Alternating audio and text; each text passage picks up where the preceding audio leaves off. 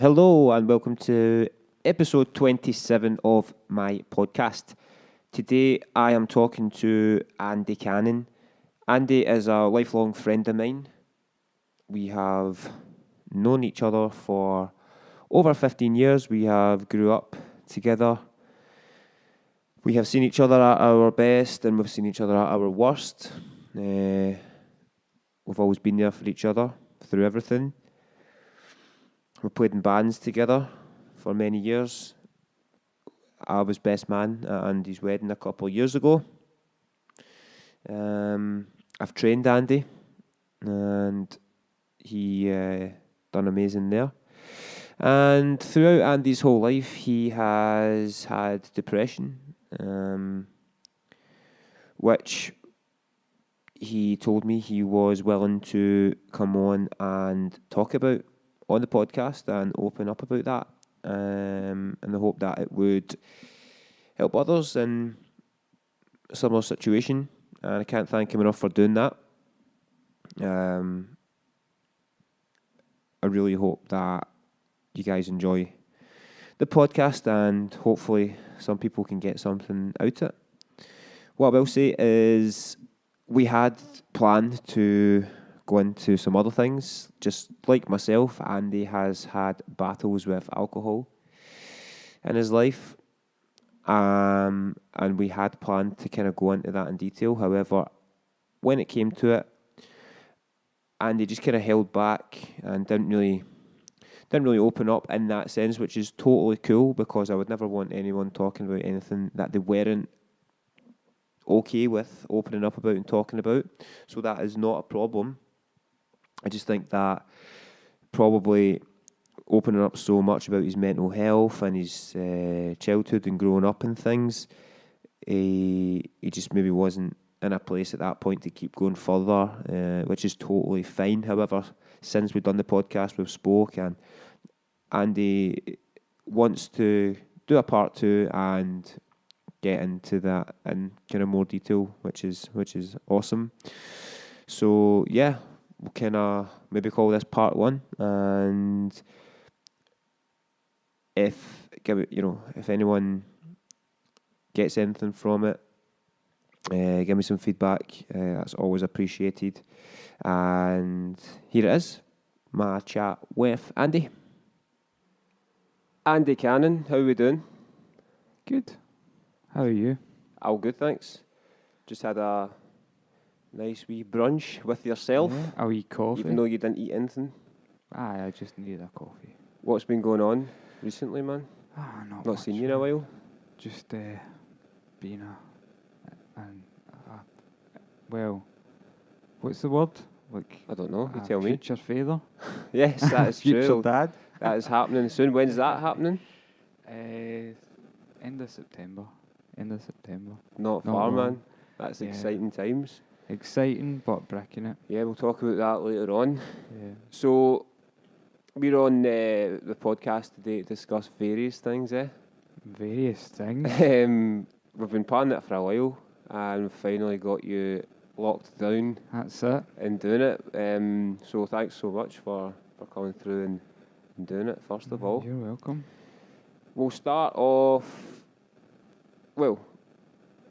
just basically why are we doing this. We've known each other a long, long time, going back 15 years. Is it as long as that? Aye. We were talking about it. We were talking about it earlier. I was 16, so that's 15 years ago. Yeah, 15 years, man. So it's a long time. So, and throughout that whole time, we've been really close. So we've obviously seen the highs and lows of each other. The highs of the highs and the lows of the lows. Definitely. Aye, and obviously, you trained with me as well, which is obviously a big thing, given the fact that it's a DC Fitness podcast. Yeah. So yeah, loads of stuff. Got to get that plug in there. That's it. So yeah, 2003. I think we came to the conclusion it was when we met. You were in DB68 at the time, very popular Glasgow pop punk band. Well, that's At the time, man, probably the Maybe. best pop punk band cutting about. Well, I And disagree with that. But I was playing in what would have been Lost for Words at the time, to then become My Actions Your Exit. Yep. And that's when we met, and I just looked at this sexy dude with this amazing voice playing an orange guitar, and I was like, man, this guy's class. I want to be like him. And befriended you, basically. And yeah, we've just been pals ever since. So on that note, obviously we met through music. Music's probably been one of the constants in our friendship. So talk to us about you and music. oh, How did it? Where did it start in terms of playing music, picking up a guitar or whatever? playing music and picking up the guitar? Oh man, let me see. If I'm going right back to the start, it would be my dad's record collection and seeing his Watkins Rapier. Is it a Raptor or Rapier? I think it's Rapier. I need to look that up. There's a Watkins guitar that was a copy of a Strat. They're rubbish, but I think they're actually collectible now. Right. But he had this thing sitting there, and he told me and my brother Pete, "Don't touch this." So immediately, as a kid, you're going to go. What age were you? Like literally a young kid? I would probably say, look, it's not young. Look, I would say getting on for like 10 and stuff. Look, once you start getting interested in music and going, what is this? Because before that point, I think you kind of generally just hear noises and just babies kind of dance to rhythms and stuff. Look, it's an intrinsic thing. I think there's something in people that sort of gravitate towards like a rhythm. There's actually a thing. I was listening to something the other day. They talk about the chatter of birds. See, because it's not an actual linear melody, and it's all just random. That's what actually wakes you up. So apparently, like the human brain, like gravitates towards order and all that. So Right, like okay. rhythms and stuff. Where did you hear this? Is this a podcast or something? A podcast. I can't mind what one it was. I think it might have been Blind Boys podcast. It's a good one. Anyway, like I'm going off on a tangent. Anyway, basically, it was when I seen my dad's guitar and I was like, I need to figure out what that is. Like, how does that work? And he always had his amp covered over. It's the one that Pete's got, an old Vox AC15. And just seeing that sitting there, he used to always play the Beatles as well. And he'd be playing his tapes. So we'd go on car journeys where we'd be getting loads of tapes of the Beatles, the Rolling Stones, and all these cool bands. And he had a fascination for female singers as well. I don't know if that's maybe influenced my. I'm quite gravitated towards melody and stuff, so maybe that's played into it. But with music, that's where it all started. So it's like basically my dad's playing me all these records, and then eventually doing that thing with the tapes.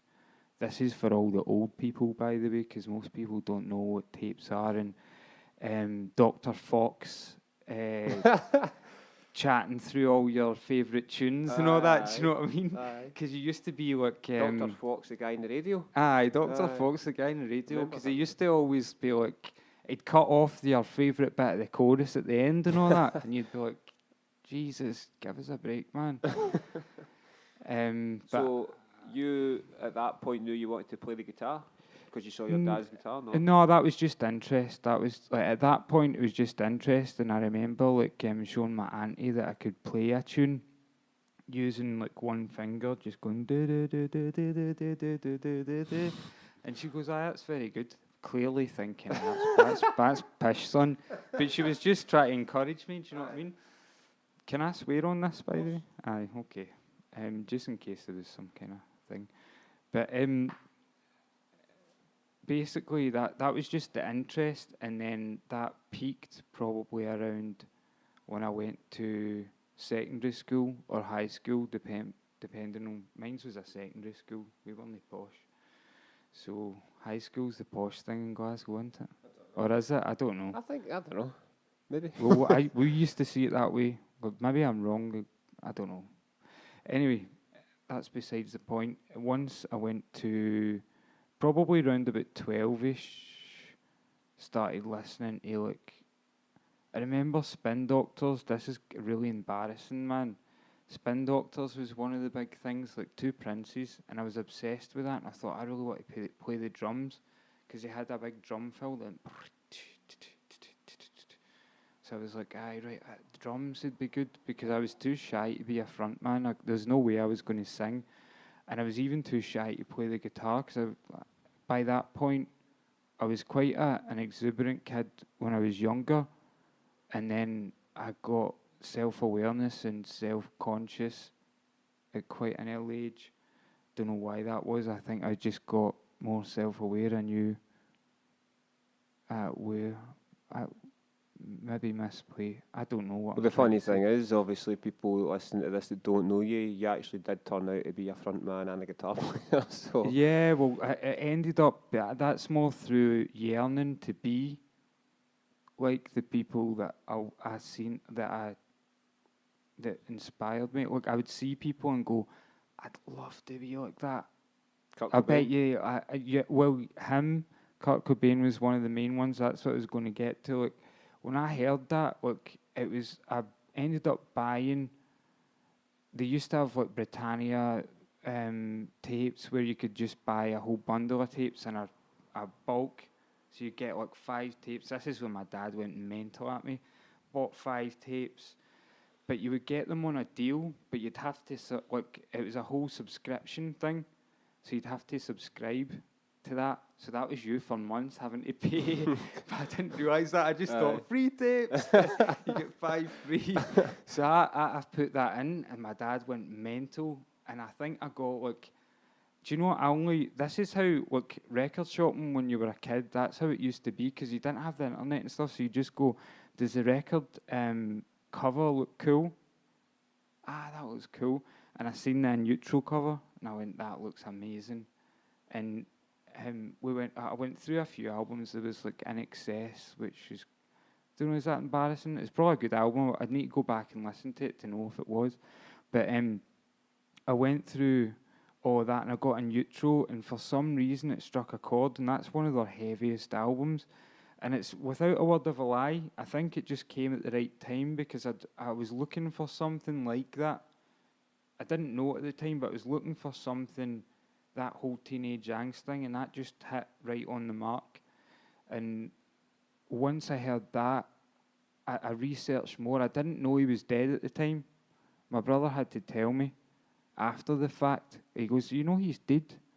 I said, no, he's not. Nirvana, Kurt Cobain, in case anyone isn't sure. Well, you did say Kurt Cobain, Nirvana, didn't you? Or did you? That was before, but then you talked about something else, and then you just said in neutral. Oh, and neutral, right? Yeah, sorry, I should be more specific. It's all good. So yeah, like Nirvana was a big thing for me, and my brother told me that he passed away, and it was just like a pure mind blown, and that gave me like I don't know why that resonated so much, but I think it's because I knew I wasn't going to get any more new music, and it inspired me. As soon as I heard like Nevermind, I was like, oh, these are pop songs, I want to do this. I remember the exact same. I listened to Nirvana, my cousin or something like that, and I was like, this is so good, and he told me that, he's dead, by the way, and I was pure gutted. I was only a young boy, but I was like so gutted. Yeah, the fact that he was dead. I know. I just couldn't process it. As you say, you're like, no other music, no new albums. It's gutting. I know, and he looked cool as well because he was handsome. Even although he said he was a misfit, he was a handsome guy. Do you know what I mean? Like that's one thing they don't actually mention about Kurt Cobain. If you look at the guy's face, he is a handsome guy. So straight away you're just like, I want to be that guy. Like that's who I would aspire to be if I could. Definitely. Obviously I can't, but like that wasn't. You would try your best to get to that point because in school I was shy, so I was kind of like, right, that's my salvation. That's my wee that became Were you different in school from other kids? not so much. I drifted away though. I wasn't a popular person. Like I would say, I would You hang about yourself? I had 3 friends in school: Kenneth Robertson, Desi, and Michael Tracy, and we weren't particularly geeks. We just weren't even. We were kind of like the unseen. We stood round the corner of the science block and just weren't really there. And they all talked about weird things. The oddest thing is I haven't kept touch with any of them because I I was realised about to say, I've never heard of them before. I've never ever. I think we just gravitated towards each other because we kind of knew we weren't. We kind of knew we didn't fit. Yeah. We were just kind of like, all right, okay. How are you? Like, yeah, it's just kind of. I don't know. So are you playing music at this point? Starting to. Learning the guitar and stuff? Learning the guitar because we couldn't find anyone that could sing. So I wanted to play the drums. We couldn't find anyone that could sing. So I eventually started to learn the guitar because Pete is my brother. He had already started playing the guitar. And me and him started doing this duo thing where I would sing and he would play the lead and I would play guitar. My dad was kind of teaching us Beatles songs and stuff. So it was like Twist and Shout and all these kind of things, and that was the best. I now know I didn't appreciate it when I was younger, but I now know that was definitely the best lesson I'd ever learned, because he kind of shown us the format for a pop song without even knowing it. Yeah. Do you know what I mean? So it was like it gave us a deeper appreciation of music. Not that I'm saying that someone that doesn't play music doesn't appreciate it, because they can on the same level. It's just a different appreciation of music. So that was kind of what I dove into, and then it went into the teenage years, the insecurity, not really doing that well with girls, not really doing that. Did you know at this point that music was something that you wanted to do with your life? Or was it just a kind of hobby? Probably secretly. You in a band? Probably secretly. Not at this. No. Well, we attempted to do a band with there was a guy called Craig Travers who was quite popular in school, so we thought he's going to be the singer, obviously. And apologise if he ever hears this, but he couldn't really sing, so that's what drove me into singing and took me away from the drums. So like it's one of those. It was like that way we couldn't get members, so we were just like, I need to do this. Yeah, you've done it yourself. It was out of necessity more than actually. Because obviously Pete then turned into a drummer. At one point, like later on, that was way later on, because we went through that whole thing where I got my first girlfriend, that ended. Like me and him used to play in a band. He was playing guitar, and then that whole period of my life changed. Like I'd travelled. There's a long story behind that. It's probably too long to tell just now, but if you want to go up to when Pete started playing and I met you, then yeah, like basically when DB started, that was a restart, because I went through like my teens without playing music for a while. I got up to a point, probably about 15 or 16, where we were playing music quite a lot in bands, and I'd got into like self-harm and all these kind of things when I was about 14, 15, just really not liking what I seen in the mirror, or just everything. Yeah. Well, just I was going to say the usual. It is quite common, but They're more common than what people would maybe think. yeah, it's probably not. It's probably not really mentioned a lot. Yeah. It happens more than it's actually talked about. But I started self-harming and doing all that kind of stuff. I don't really know where that came from.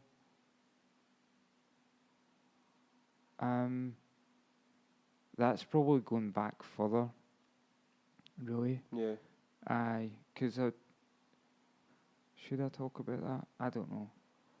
No, we'll carry on. Basically, ended up not playing music for a while, and got into a wee bit of a bad state, like sort of depression and stuff, and not really. I'm talking about maybe 17 Yeah. to 18, maybe 19. Right. Okay. So you didn't play music throughout those years? Yeah, there was a time where it just didn't happen, and that kind of killed me though, because music became like a thing. Yeah. I don't want to say religion, but probably similar to what. No, actually, that's disrespectful to say that. That it replaced what a religion would be, but to me personally, without disrespecting any kind of religion, it was that for me. Yeah, that's fair It's enough the to say. It's the closest thing to it. I won't say it was a religion, but it was the closest thing we to all it. have our things that mean certain things to us, or we base our lives around, and that's obviously that to you. So what made you start back again? Was there something that kick-started it? Just a need. I don't really know. I couldn't tell you. You just end up like chatting to pals and starting a band? I got into a bad spot. Look, just before it, I would say, DB68 was a band that was in, a pop punk band, and that started round about when I was about 19, maybe 20, and I just felt a need to do something. There was a hunger to do it. You obviously had the talent. I don't know that I did. I You just did needed though. to do You it did anyway. though. You did. You could sing. You could play guitar. You could write songs. Yeah, well, So that's you had it another there. thing. Like in those years before, though, I was sitting in my room. I would spend a lot of time in my room. Like I would hide away. During the school time, I'd hide away and not really engage with anyone. Which I'm not sure if that was a good thing or not. Sometimes, in some respects, it was good. Some it wasn't, because I think it made me more socially awkward. You're without realising You're it. just unhappy, or No, not particularly. I No? was quite happy just Aye. doing that. Just wanted to be on your own? I just wanted to do that because I thought it was a good thing to do, because I was actually, I was learning how to sing, I was learning how to write songs, I was learning how to play guitar, and see, I was recording it as well, so I had the gratification of that coming back through my wee stupid tape Tascam thing, the Porta Studios, which are no longer about, but that's how I learned how to do it. I would mimic people. I would try and sing like Kurt Cobain, and I'd try and sing Oasis songs. I would try just anything. Yeah. And if I could learn that, and then I started writing my own songs, I thought, I wonder if I could do that. And that's where the whole creative mind started to go. So it was like I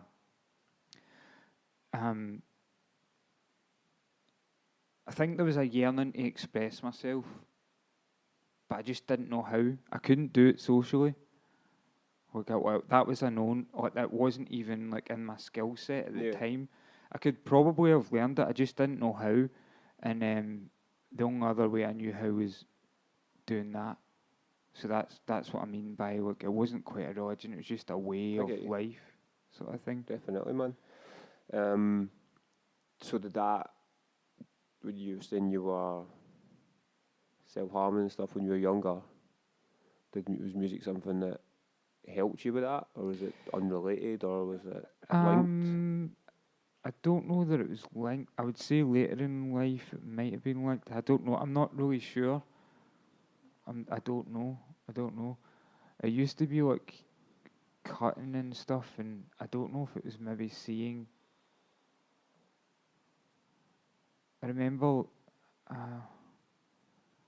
It's hard to remember all that stuff. It's a wee while ago, mate. It's a wee while ago. We're getting on. I am getting on a bit. I just remember, I think it was all just rooted in not really being comfortable in my own skin. Okay. So I would try to take my skin off Fair enough. Physically, Yeah. basically. Obviously, that's something that you thought was I going to thought help or make you feel better or something. I think it was an attempt at some kind of trying to be cathartic or something, but it was very destructive and it was really not the right thing to do. So I don't think for a minute that I advocate that kind of behaviour, because it's not. It's definitely the wrong road to go down. But I was a young person and I was just trying to figure out who I was. I think that's basically what it is. Right, okay. I didn't really know who I was, and I didn't know where. Do you know? It's more to the point, and this is a more poignant point. I think it's understanding or trying to understand my place in the world. Where do I stand in amongst all of this madness? Because it is quite mad, and it is, even as an adult, it's quite mad, and you still don't really know fully, where you stand. I know I'm getting a bit deep and meaningful here, but you don't really know. And everybody's kind of flying by the seat of their pants. They don't really know what they're doing, but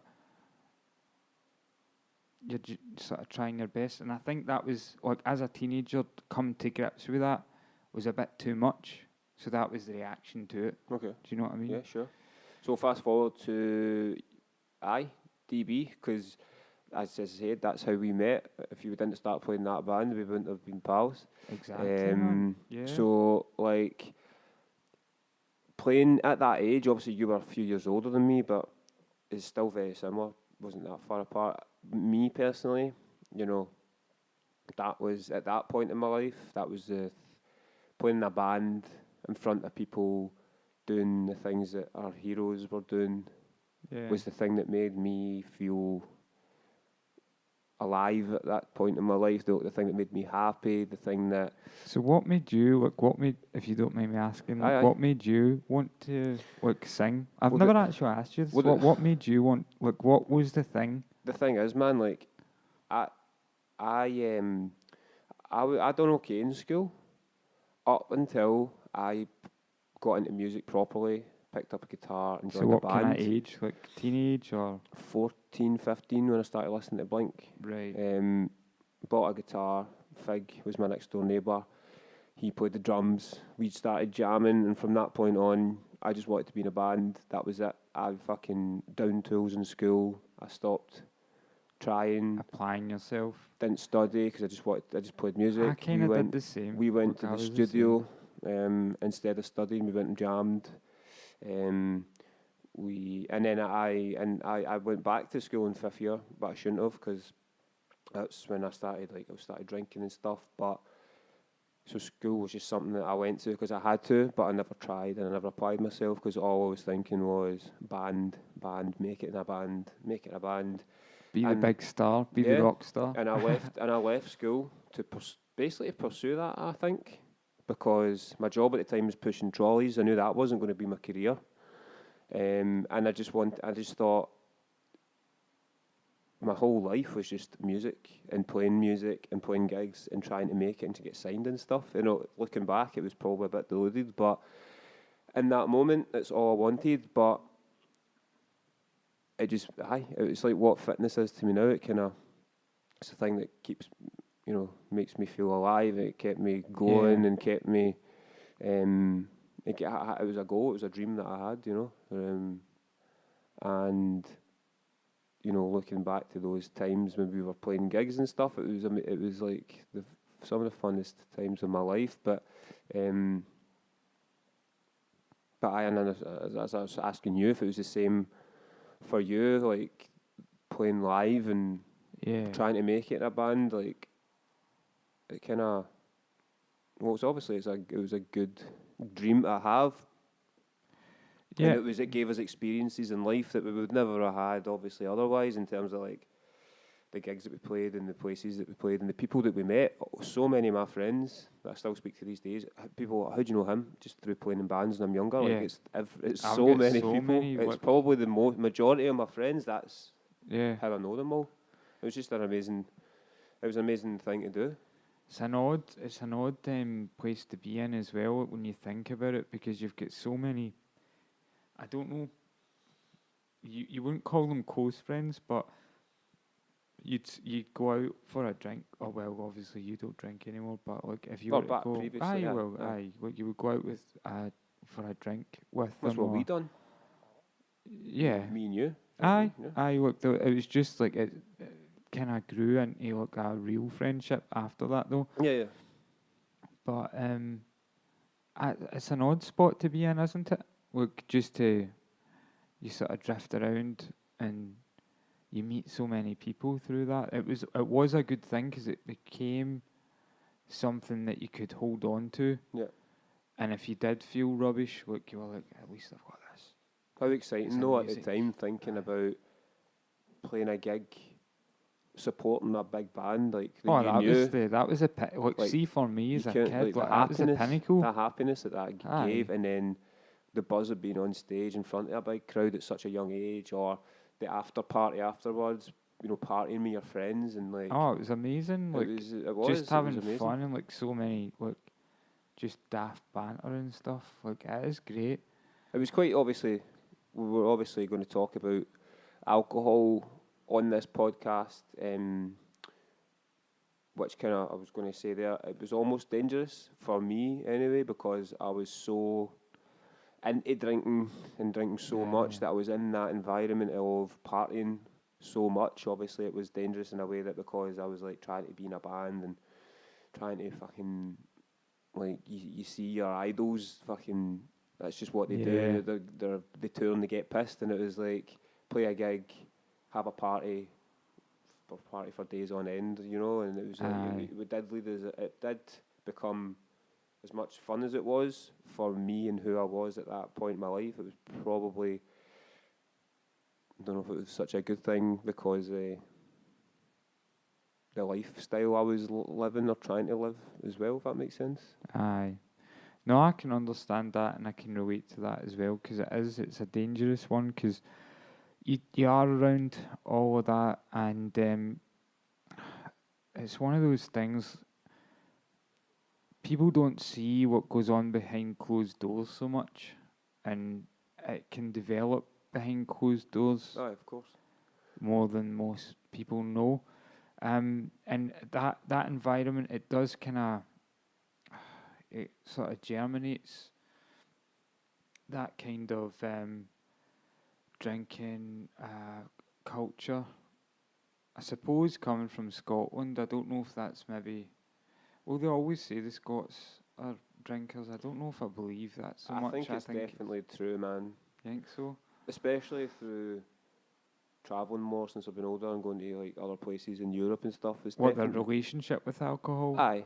Yeah, It's I definitely think you different, I might. Look, I know in Italy they sell like tin and super in bottles. On tap, And, mate. on tap, aye. But it's seen as like a hipster thing. But here it's seen as a Jake's drink. A Jake, for anyone that doesn't come from Scotland, is just like an alcoholic, down and out kind of person. But in Italy that's very hip. That look, it's one of these. But I would go in. So- I would go into. My sister used to live in Milan. I used to go and visit her quite often when she was there, and I was still drinking at this point. And we would be going into the town on a Friday You're night. getting that on tap. Oh, it was on tap in a bar, aye, but Yeah, that's not what I'm talking about. Yeah, okay. Aye, it was on draft, man. But aye, we would go into bars on a Friday night, and I'm like, here we go, getting fucking pissed, and there'd be folk up drinking espresso at the bar, having a normal conversation. Yes, At it's not at the 11 same- o'clock on a Friday night, you wouldn't see that. No, And fucking, I look for coffee now at that time, but nobody's. I'm not giving going me to it. see that in Govan anyway. It's different, man. But I just feel that.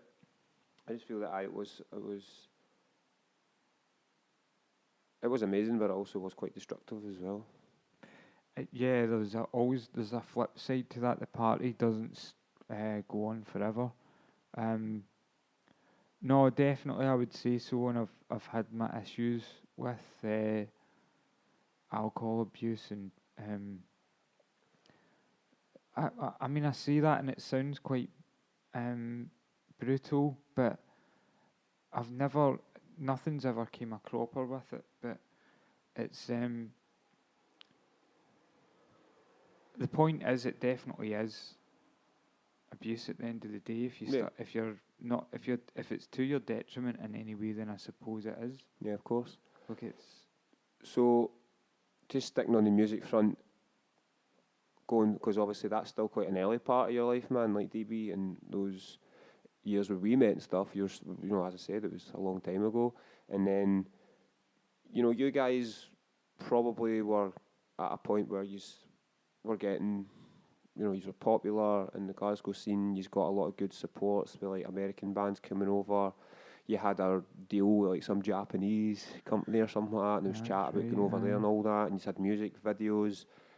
Did you think that was something was coming, something big was happening? Did that come into your head, or did you always think, nah, this is just always going to be a hobby?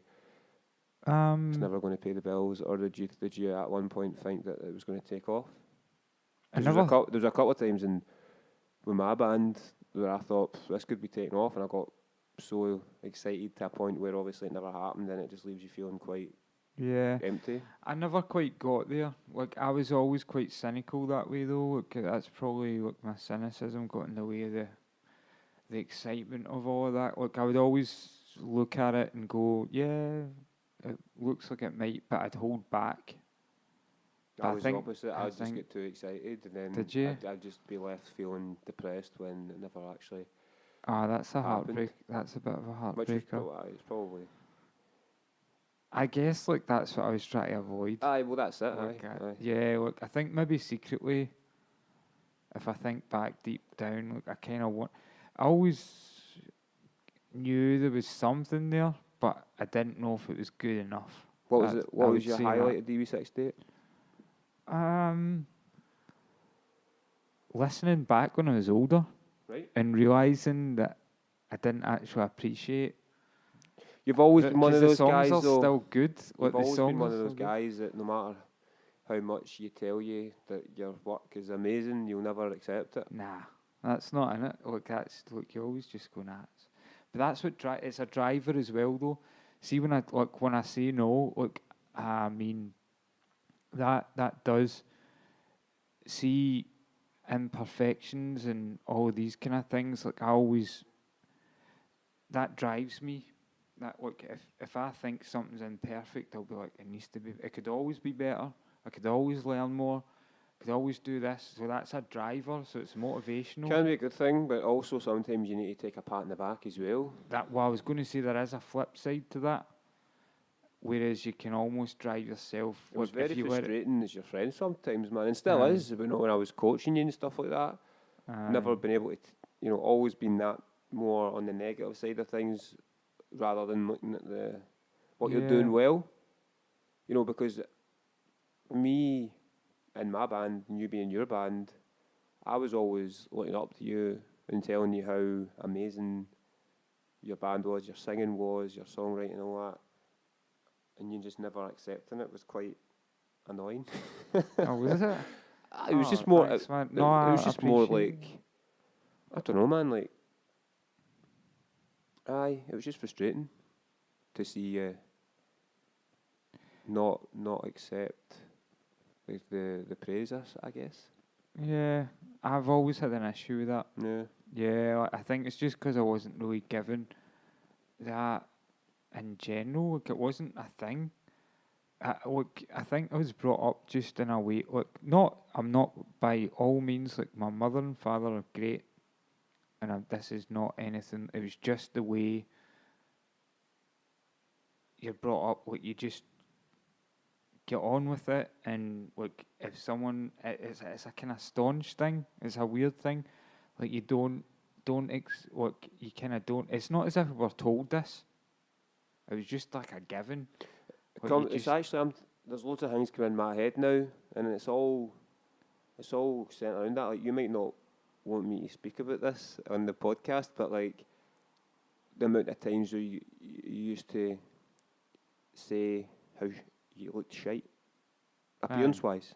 And I'm sitting there going, you're the most handsome boy I know. I wish I looked like you. Fuck off. Nah, I did, man. I hated myself at that point in my life. And I'm sitting there going, this guy has got tattoos, he's got cool hair, he's good looking. He's not you know, at that point when I was like overweight, I was like, he's not overweight, and then you're sitting there going, nah, I look shite, da da da, and I used to be like, fuck off. Yeah. But Well, but that again, it's the same as the music. Can't accept the praise of the Aye. music. You can't accept somebody telling you that you were good looking. Yeah, well, there's a difference with the looks thing. That's a completely different kettle of fish, because it's that. My looks thing is rooted back in school, and I can almost pinpoint certain points where I was.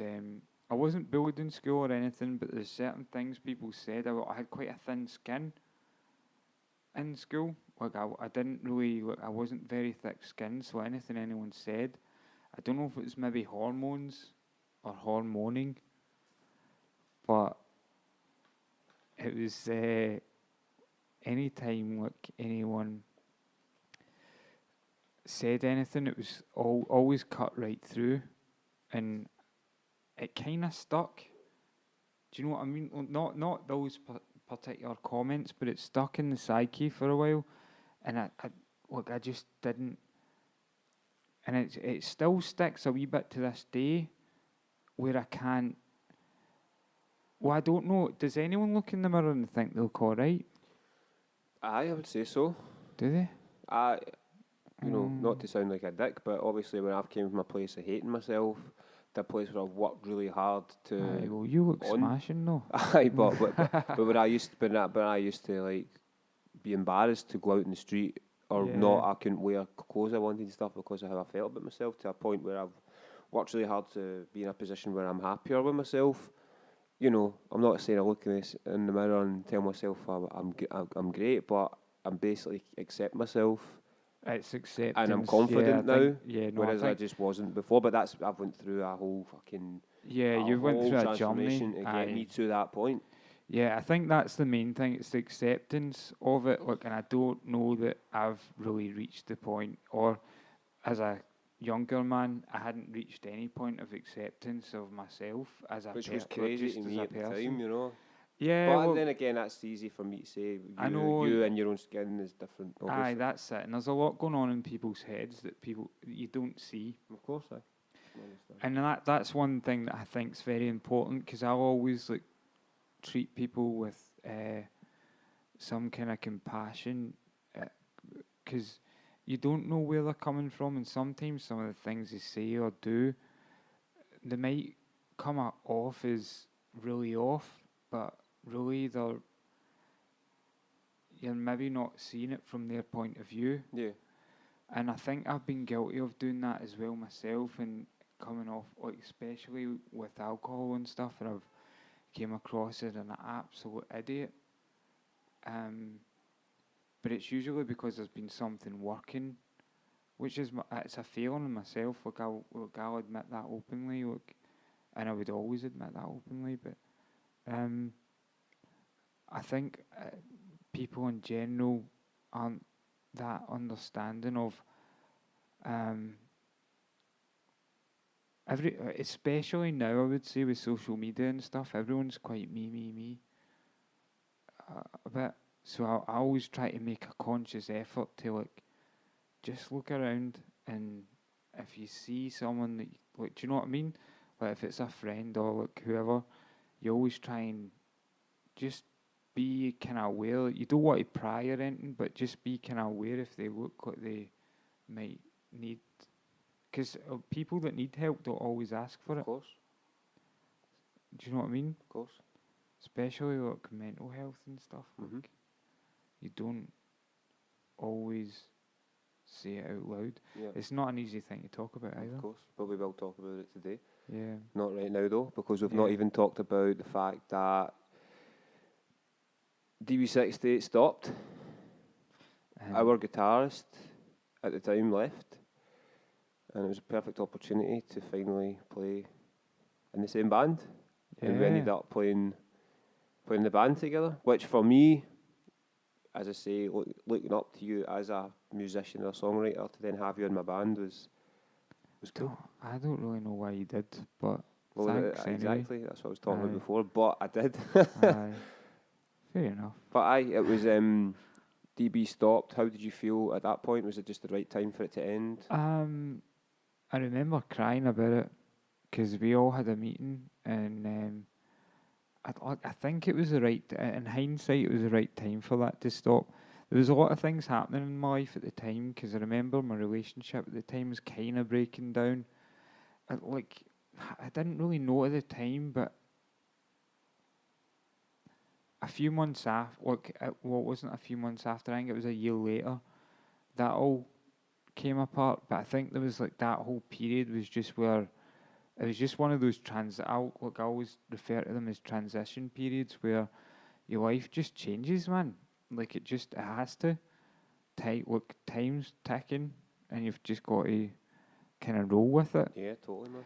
It doesn't feel like that at the time though. Like you'll go through these things going, geez, like what's going on, man? Why did why did they pick me for this nonsense, man? Do you know what I mean? Like it's like you think like I'm accursed or something, but that's what everyone goes through. That's just life. It's ebbs and flows. But that was that was a hard time, and I kind of got a wee bit lost there because that was always my anchor point was music. That will anchor me. So I'll always go right. I've still got that. So if I got that, everything else will fall into place around it. I don't know if that's a good mental practice to have or bad, but it's my if you like, it's my kind of meditation. Like I would use that as like my thing. Everybody's got a thing, right? Of course, mine's is training. Yeah. Used to be music. But that's meditational because like you'll go like we were even talking earlier today. Like your mind wanders. It's got to go somewhere. Yeah, of course. Your legs will you're running. Your mind will just run just as hard somewhere. In my view, that's a benefit because life is so fast and stressful and non-stop that gives those you that times to fucking like zone out and just like just have your own times. Calm, yeah, man, just that calm. It gives you a wee look. It is definitely good to get, and that's what I use music for. Like it's good to, it's a meditation in a sense. Yeah. And that's always been my sort of anchor. So when DB kind of went down, I was like, oh man, like what am I going to do now? And again, it came to like self-worth, like doubting myself, going, oh, I don't know if I could do this myself. I was writing all the songs anyway. Yeah, exactly. But look, I didn't think, for some reason in my head, I was like counting that up as if I couldn't do it. And ended up, if you fast forward like a few years, so I wasn't doing much, and I was trying to sort of write songs with my brother and stuff. And sort of drifted about, not really having a steady relationship with anyone either, which I don't know, like, I've always kind of like, I seek that, and I don't know if it's because my mother and father split up. I kind of always want that steady, like, I like that. Look, is that healthy? I don't know. Like, I just like I like the idea of like being someone's like there for you and you're there for them. Of course, there's something good about that. But I didn't really have that, so it was a time like it was that kind of turmoil, and you've got all that, and that what compounds all the self doubt and all the. Do you know what I mean? So you've got that constant cycle. I think that, especially as a coach now. Coached a lot of people, obviously, and when people come to me and they're in a steady relationship, things are going cool. If that relationship breaks down, their life tends to change, and sometimes it can go. That's a domino effect. Sometimes it can go for the worse in terms of obviously what I'm trying to coach them with healthy eating and regular exercise. If they're in a long-term relationship and that all of a sudden breaks down, all of a sudden they're out getting pissed every weekend with their pals because they don't have that relationship anymore. Yeah. And then that affects their training and their diet. And sometimes it only lasts a little while when they get back into it, but sometimes they don't get back into it because they're just in this kind of like, I'm now free or whatever. Like, I'm now Well, it's also that whole pour me another drink thing as well. Totally. And It is, man. I just think of George Galloway when you say that. Michael Barrymore. Poor me, Michael. But it's so I can definitely see how that, you know, if you because you were in a long-term relationship for a lot of time. I knew you, and then that ended, and I'd probably say it was quite a destructive thing for you to not have that. I would say it. Like, it definitely had an impact, but look, what can you do? It's one of those things, and then Life, you just things happen, things break down, and so I had a wee wild patch. I just went a wee bit Oliver Reed on everyone, and just went mental, man. But that was just the way it was. But again, I think it's all led up to where I am now, and I think there's nothing I would change about it. It's just the way it is. Going back to you joining my band, My Actions, Your Exit, we had some good times there. Very good times, aye. Wrote some good songs, in my opinion. Played some really good shows, and I had a couple of really fun tours. And those are the kind of things I look back on for my life at that point when I wasn't very happy, and I was quite self-destructive, and I had major problems. But those were the parts that I look back with fond memories and smile about, because I was playing music with my pals. We were playing in different, like, down south in these stupid towns. Not stupid towns, the but these towns that we would never go to otherwise. And playing music in front of people that we didn't know, and having a great time, and meeting new friends, and just having an absolute blast. And it was a really good time, man. Oh, it was amazing. And no, I think back to those times as well, because it's great that we did that, and just it is good to meet new people, and even just travelling like with you, Andy and Fig, like waking up. I remember thinking at the time, waking up in car parks in a wee car, like feeling like hell. At the time it was hell. At the time it was hell, but I can look back and think that's the funniest thing ever. But then you go and play a show, and it's all forgotten about, because you're having a great time. You're having a great time. In some of the shows, there was 10 people there. Aye. Still a fucking great laugh. No, it didn't Still matter. playing music, and then doing it all again the next night. Going and recording with Scully and stuff again. Yeah. Fun. It's things I miss, you know. And obviously we're still playing music to an extent. Back then it was more of we didn't have as much responsibility, and we didn't, you know, you're married now. I've got a business, and things are just a bit crazy. Back then we were just kids wanting to play music. Up. We're grown up now. Aye, Yeah. but it was a great time, man. Obviously, again, just like DB68, it just kind of it was probably the right time to end it, in terms of where we all were in our life, and the kind of stage that it got to, where it was as if nobody really cared anymore. And it was hard going, like motivating yourself to play another gig when you probably know deep down there's not going to be many people there. Yeah, I mean, we got to that point where it was kind of, I think, I don't really know what happens. Like, it's just one of those things. Like, you kind of like your shelf life is only so long. Yeah. And unless you make it really big. Yeah, and you get this financial support, and obviously yeah, you can make it your sole focus in life.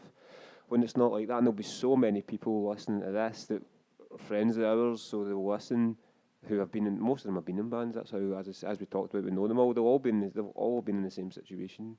Yeah. In terms of being in a band, loving it, but knowing deep down that it's not really going anywhere, and it's costing them money rather than making them money.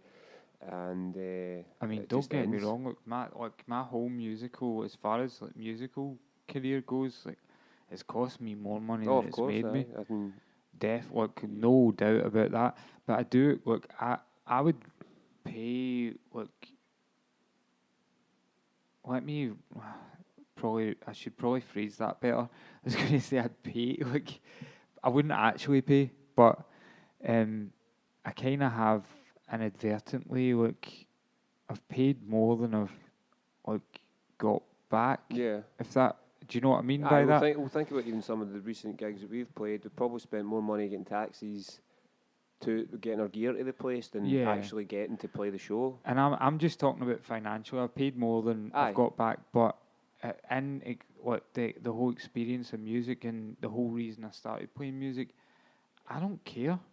Look, I love playing music, and I don't care. Look, I'll play to one guy, and I have literally played to one guy. I remember doing that with Recovery. It was literally one guy, a drunk guy that had no clue what the fuck we were playing. There was no way that guy was listening. And I got down and danced with him and shit. Look, I was not care. I was like, fuck it. We're going to do it. And even the guys in other bands said that was a good gig. There's just no one was there. It was the barman and one guy. Deep down, it's heartbreaking, but... well, no, see, I always just see it as like, I'm just like, fuck it. But I don't care, man. I care. I'm not gonna lie, man. It hurts me, man. Because you put a lot of your time and effort into practicing for these things, writing the music, jamming with the band, getting all the gear there. Like, it's not easy. No. And for nobody to witness the actual fucking music, it's quite gutting, man. Like, obviously. I suppose that maybe I'm just because like that gig we played at the garage like a couple of months ago, it was literally the other bands and like maybe 7 people. Yeah. And really, that was like a Wednesday night, and you know, it's quite. Yeah, I guess it's quite gutting, man. It is. It is. It's still fun. It's still fun playing, but as I said, deep down, I was kind of like. It's that way, like the song finishes and there's like a couple of claps because there's like nobody there, and then you're talking into the mic and you're like, why am I even speaking into the mic? Because who the fuck is nobody's listening? You're like, how you doing? Like, there's nobody there, man. It's quite heartbreaking, man. It's quite depressing, in my opinion. I don't know, man. I don't really. But I know you're always going to get gigs like that. I don't really think of it. It's ebbs and flows. Because you go through periods where you'll do really well and then periods where you don't. And I've done that all the way through. Look, that goes with everything in life. I've gone through periods where you're selling out places, and then periods where you've got 3 people. So like a year before, like us talk, or like selling all our tickets for like King Tut's. Yeah. And playing to packed out King Tut's, and then fast forward and there's nobody there. Yeah, I mean, I don't know if that's fickleness or like maybe just the songs don't stand up. I don't know. That's not for me to say it, and it's not for me to think. It's none of it. It's none of my business anyway. That's the way I look at it. Look, anytime I would put anything out of there that I've created, after it's out there, it's only my business when I'm creating it. After it's out there, all I need to do is perform it. Just make sure it's executed well. Whatever they say, look, it's none of my business. I mean, even with Recovery, I was going to go into that next. Like, aye, Recovery was obviously a total different thing for you to be doing because you'd been in melodic bands, singing, pop punk, pop, whatever you want to call it, to all of a sudden being just a singer and screaming your fucking head off. Yep. Really aggressive, which obviously anyone who had listened to your music and seen you live up to that point, like the total opposite. Complete left. You're playing in DB, you're playing in My Actions, and you're kind of like this kind of shy guy, fucking playing the guitar and singing, to all of a sudden being a monster. What drove that? The same arc. It's just more extreme arc. Like, see what I said, like when I was saying, I was dead shy and stuff. Look, I was just going like this, like the more extreme.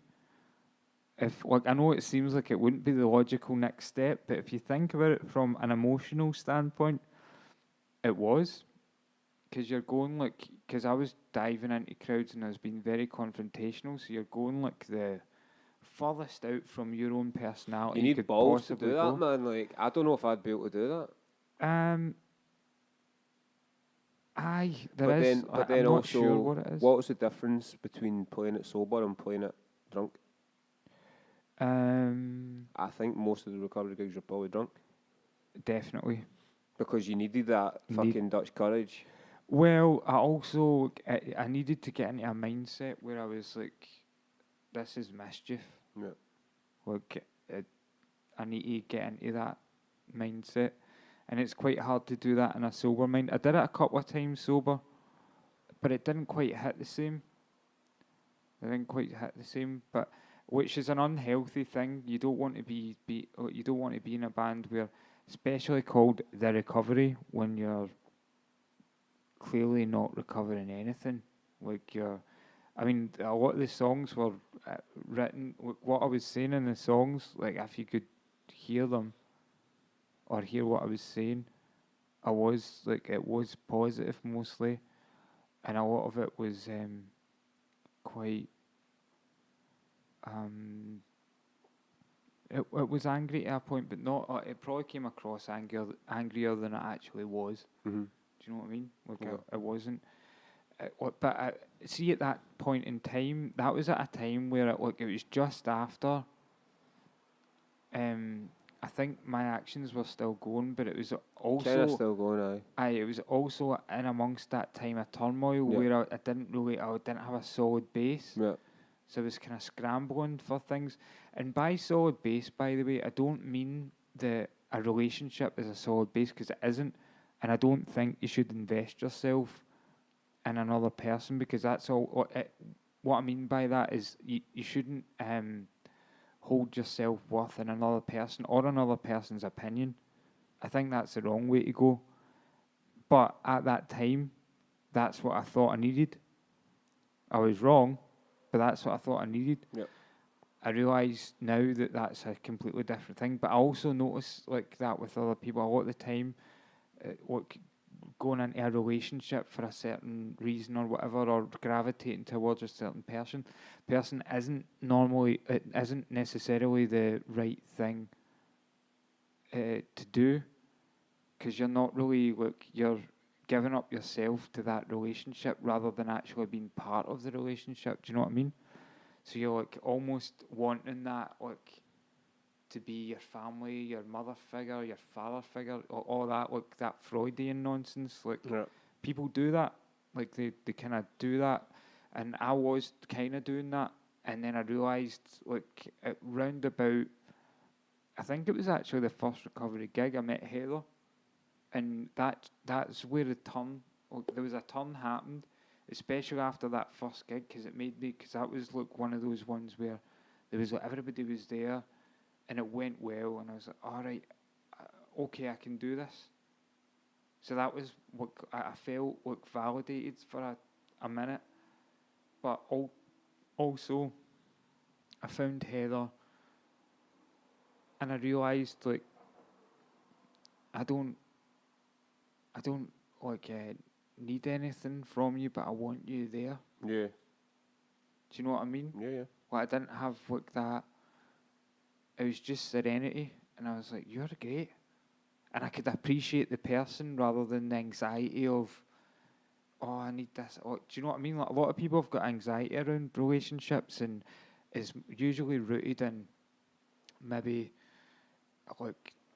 that just general anxieties, how you grew up, or stuff that hasn't happened in school or whatever.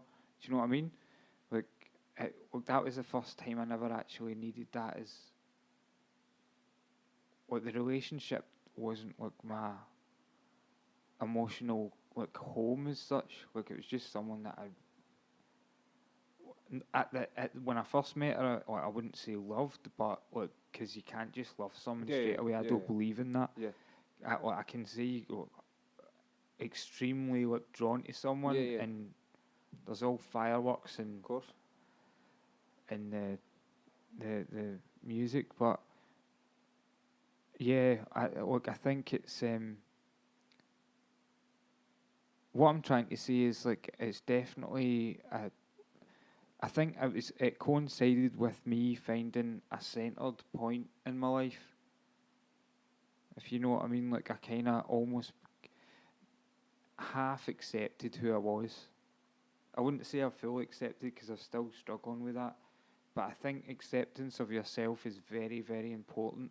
And even if you're on your journey, especially on the fitness side of things, if you're on your journey, you think you look shite, you don't feel very good, you just acceptance of yourself and knowing that there's a possibility for change. You are potential. Look, there's a possibility for change all the time. So see, even if you say, look, I'm doing this, and you fuck it up and you fall off the wagon, or you do whatever, like you eat that, whatever it is, whatever your vice is, or whatever the vice that you're trying to avoid, you fall off. There's always the next day is always the opportunity, but as long as you, like, what I'm trying to say is, like, having self-worth is the most important thing, and time is the most valuable thing you'll ever have. Look, look, if you think about that, look, I waste a lot of time as well, so don't get me wrong. I know these words sound like mental, look. No, man, I'm understanding what you're saying. It totally. is. But I'm guilty of wasting that time and not valuing myself like anyone is. Yeah. Because most people don't. You can't walk about just going, I'm Billy Big Boys, I'm smashing, I'm making the best. Like, everybody always, it's the fight to try and... But it's one of the biggest things in my job, like, what I do on a daily basis, is trying to make people believe in themselves. Psychological, isn't it? It's trying to make people understand that you fucking can do what this thing that you want to do, that you keep telling yourself is too hard, or you can't do it. Of course it is, man. Like, and I say things like this all the time in terms of, if I can do it, anyone can, and people just think probably that's a cliche personal trainer motivational thing to say, but I'm speaking it from my fucking heart and a place of experience. You've seen me down and out. You've done it. You've seen me fucking piss myself on the couch, and you've seen me fucking be in a really bad place. Piss yourself on the couch, lying in cat litter. Right, let's move on.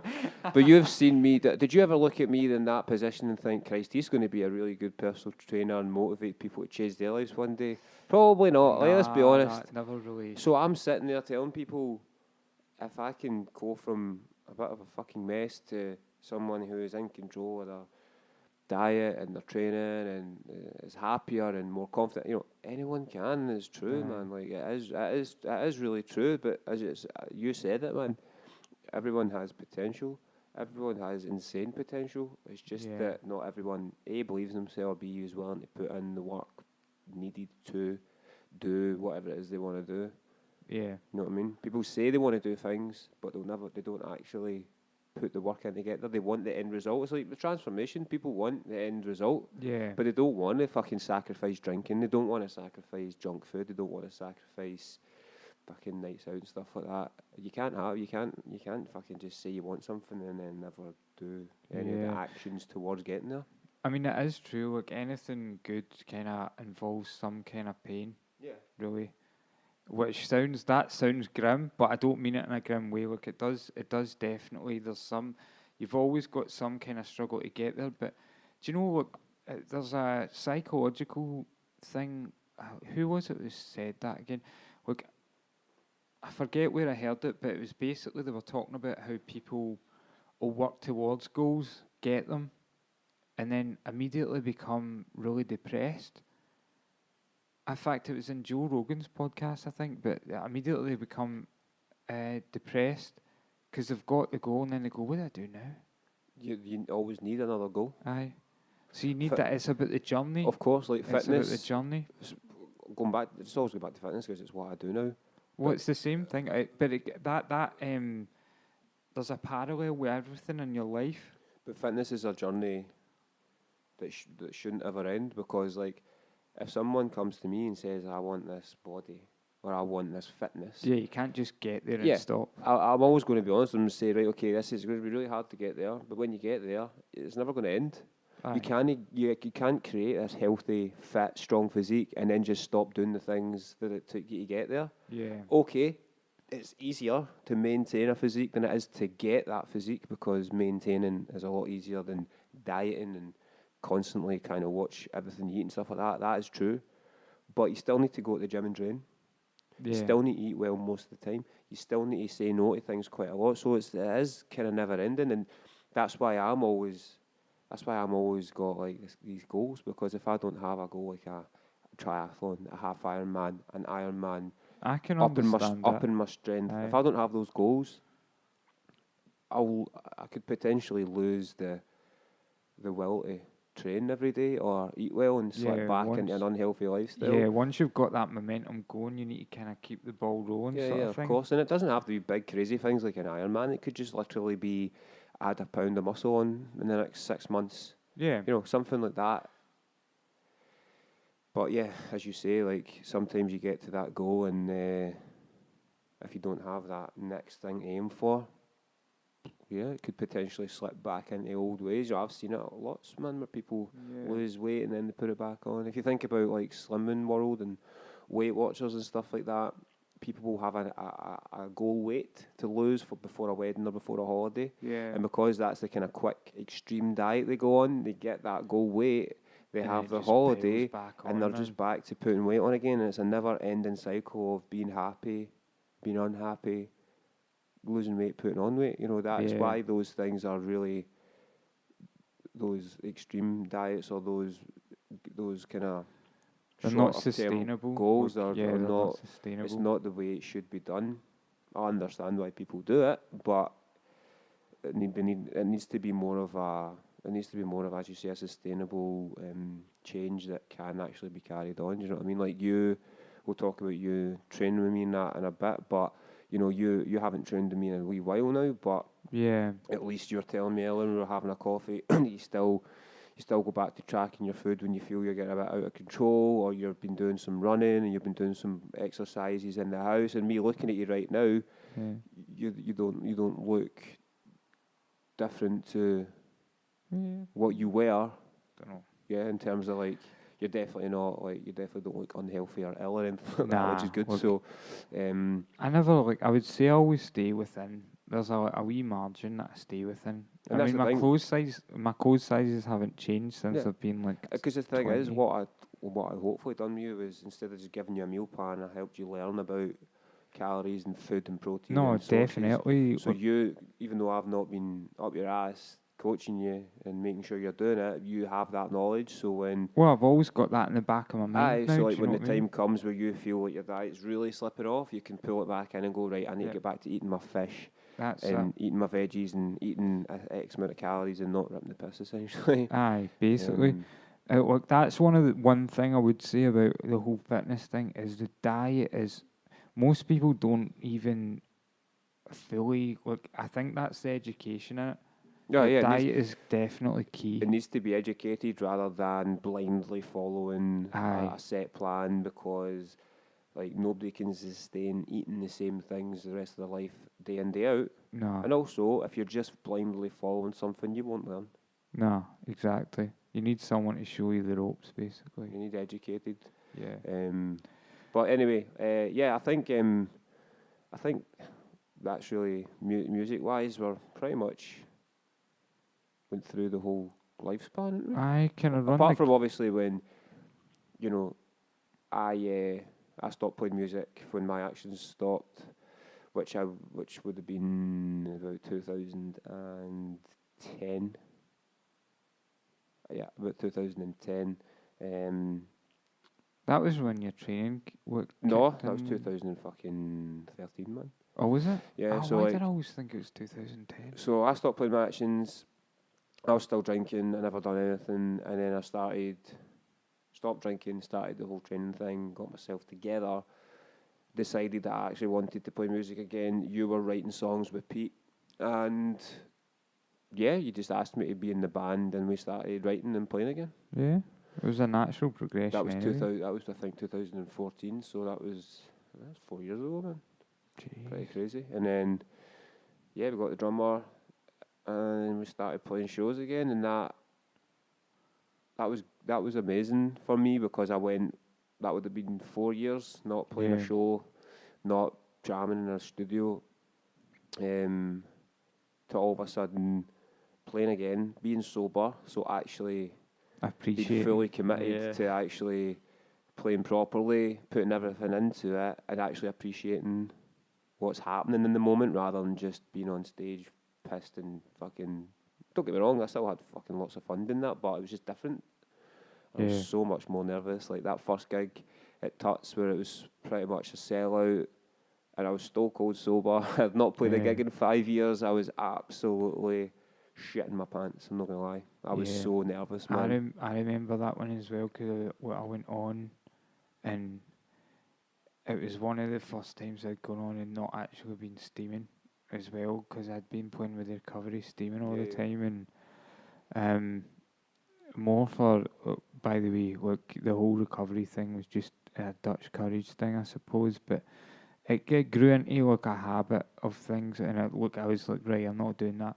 So the first time I remember stepping up going, oh no, On the stage, what have I done? I You know that way where you're just like, so I feel a nervous, wee bit man. in over my head here, and then we just kicked into it, and I was like, oh, right, it's okay. Yeah, it was all good. It's all right. Played really well. It wasn't But I perfect did because it feel was like- our first time I felt on stage. well, we filmed it all, and Aye. I heard it back, and I was like, we did all right. Aye. And It then was cool. and then the next few gigs were the same. They were all packed out. Tuts again, garage. Amazing shows, man, and I'm so glad that we done it. Because I'd missed it, man. I totally missed it, and it was really good to get back into it. So, I mean, as far as like, can I ask a question? aye, See, with the whole, especially the alcohol thing, because obviously that's been one of the kind of catalysts for you becoming a PT. How, look, see, psychologically, how did you get round to doing that? Like, what did you say to yourself? Like, what was the key moment where you went, right, this is it? And see the days following that, because I know that the days after that, like, or weeks after that, are going to be pretty. stop drinking. Yeah. And just getting like into like personal into training in general. Did you start your training as soon as you stopped drinking, or No, I've never actually asked you this. no. So it was a bank holiday in May.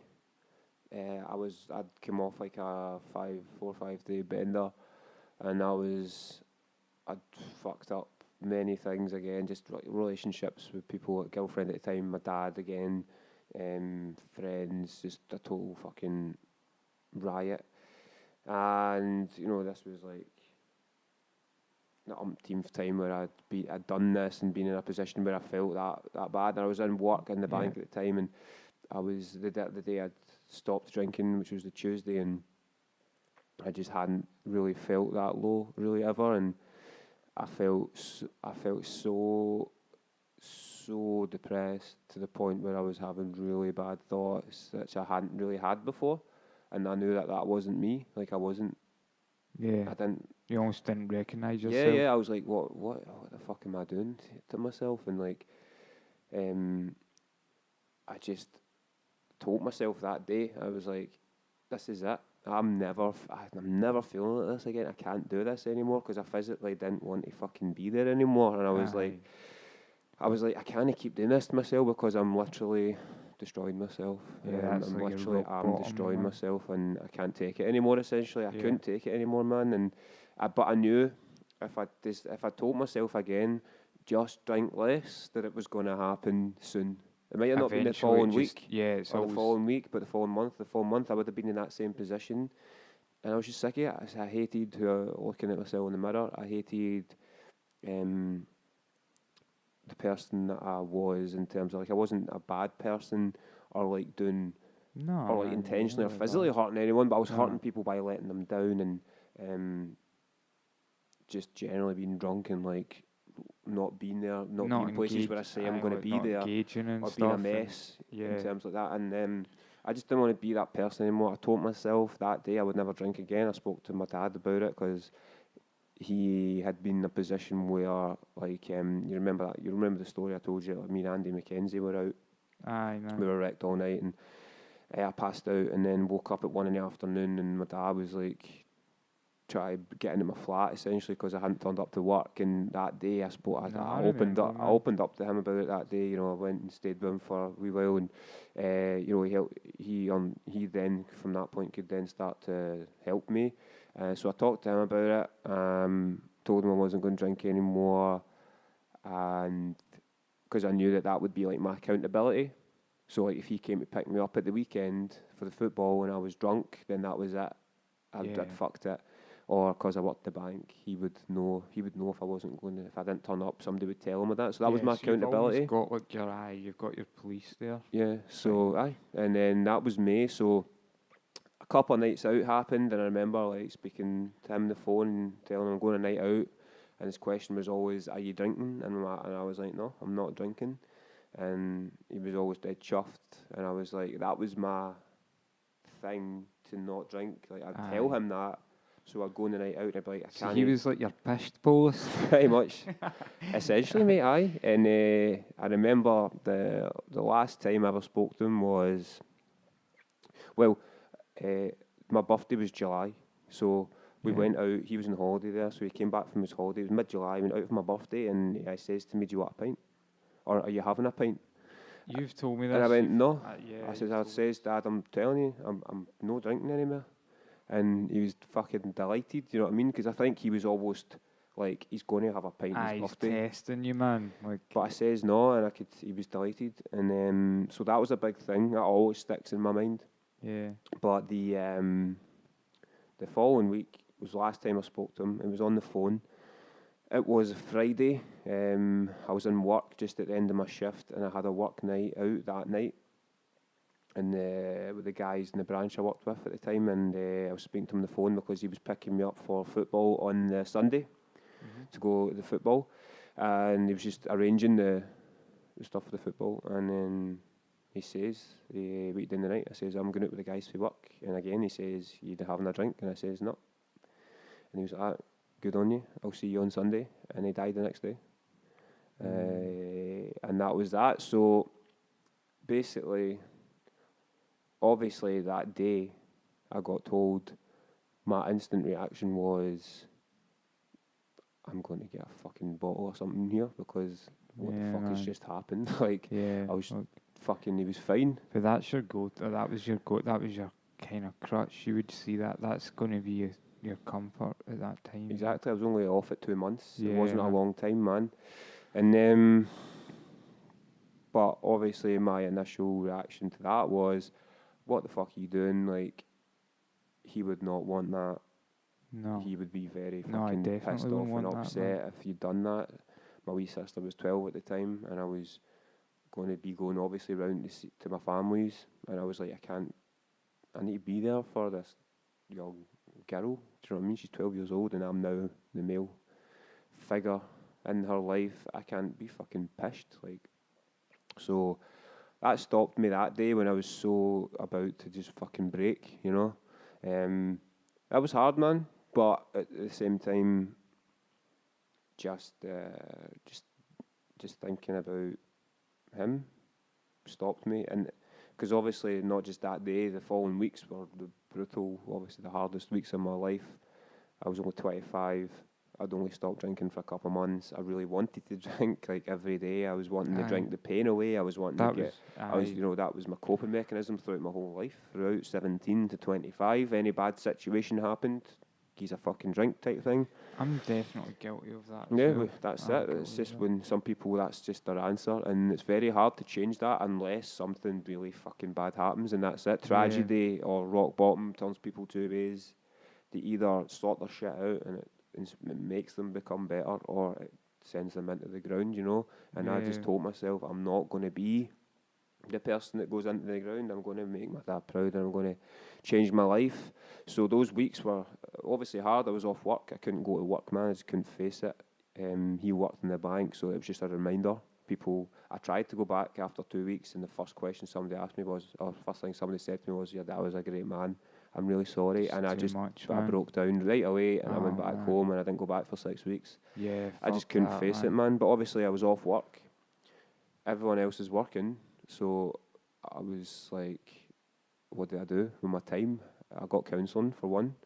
spoke to a counsellor, an alcohol counsellor, who also helped me with the grieving, and I joined the gym.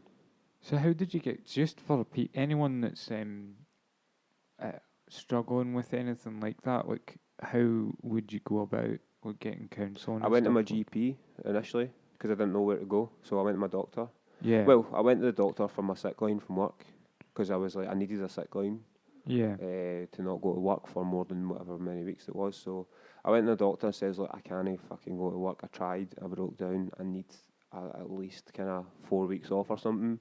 So she gave me that, and I says to her, I says, look, I had an issue with drink. I've no long stopped drinking, and You feel like I'm you're finding it going pretty back pretty tough. Yeah. What can I do? And she gave me a phone number for a alcohol counsellor, and I phoned them. It was hard, man. Like, because you don't want to admit that kind hard. of thing. Of course. Like, yeah.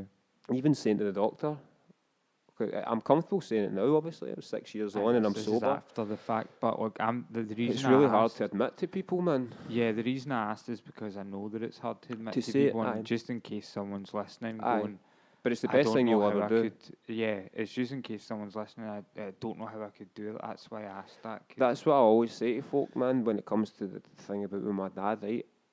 I hid it from everyone. I hid it, maybe not, because I was a fucking riot, but I always made excuses. Made excuses. When it comes to my dad or whatever, are you alright? I'm like, it was just it was just a one-off. It was just a big night, somebody's birthday, blah, blah. I was too scared to ever say, there's an issue here. I knew there was an issue for quite a long time, but did I actually want to fix it? Nah, I wanted to drink. I wanted to fucking go out and get drunk and drink in the house. I wanted to do all that. I didn't want to change. That was the thing.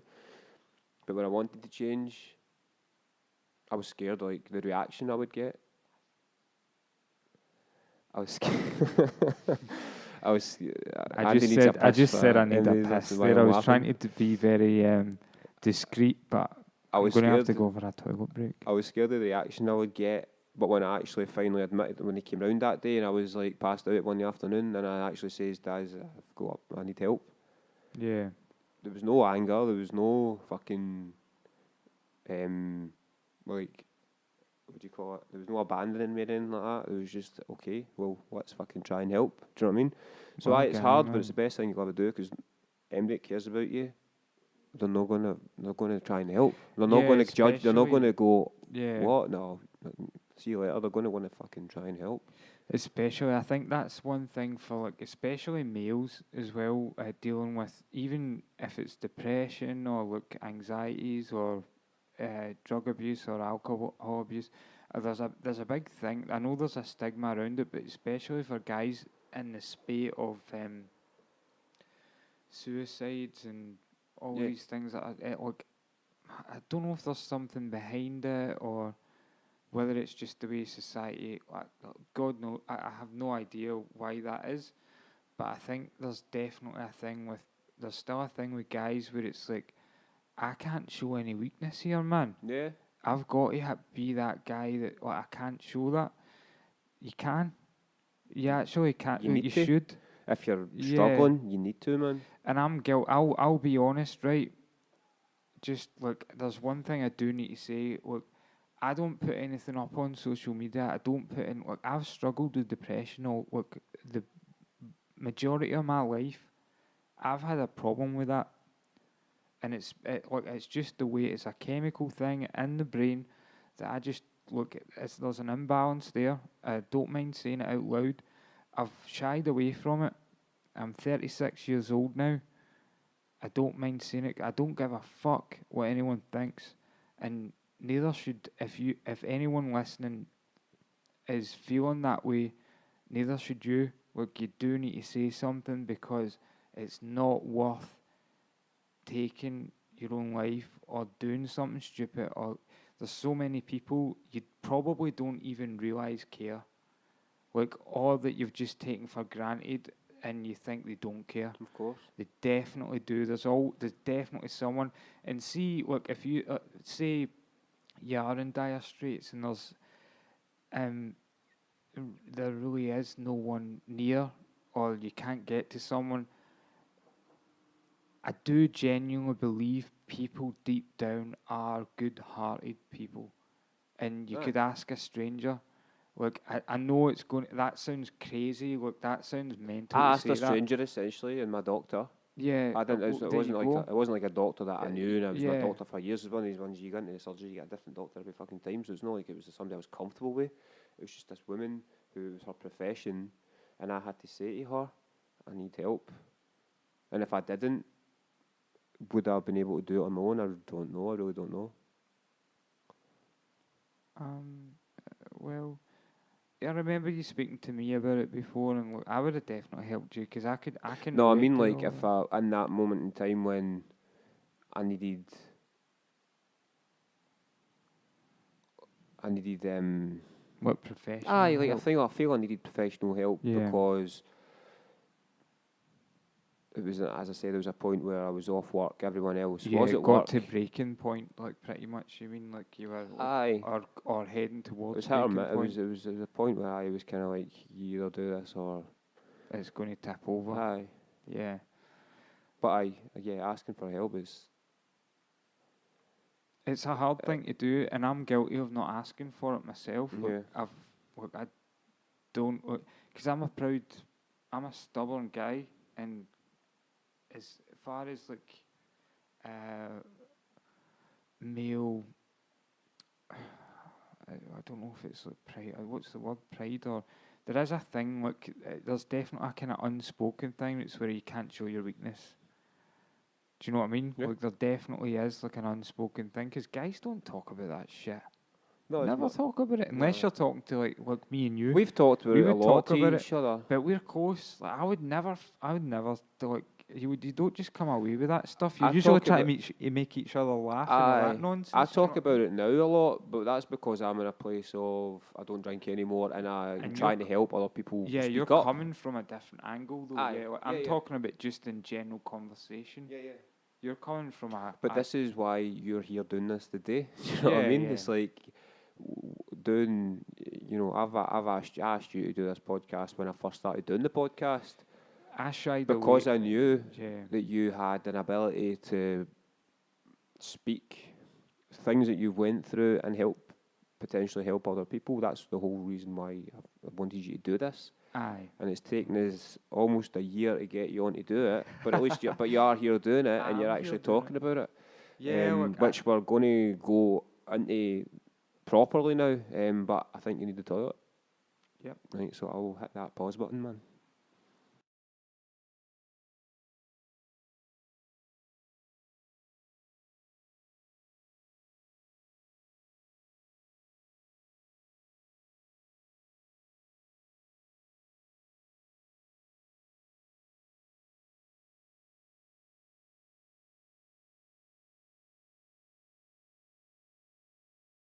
passed away. Yeah.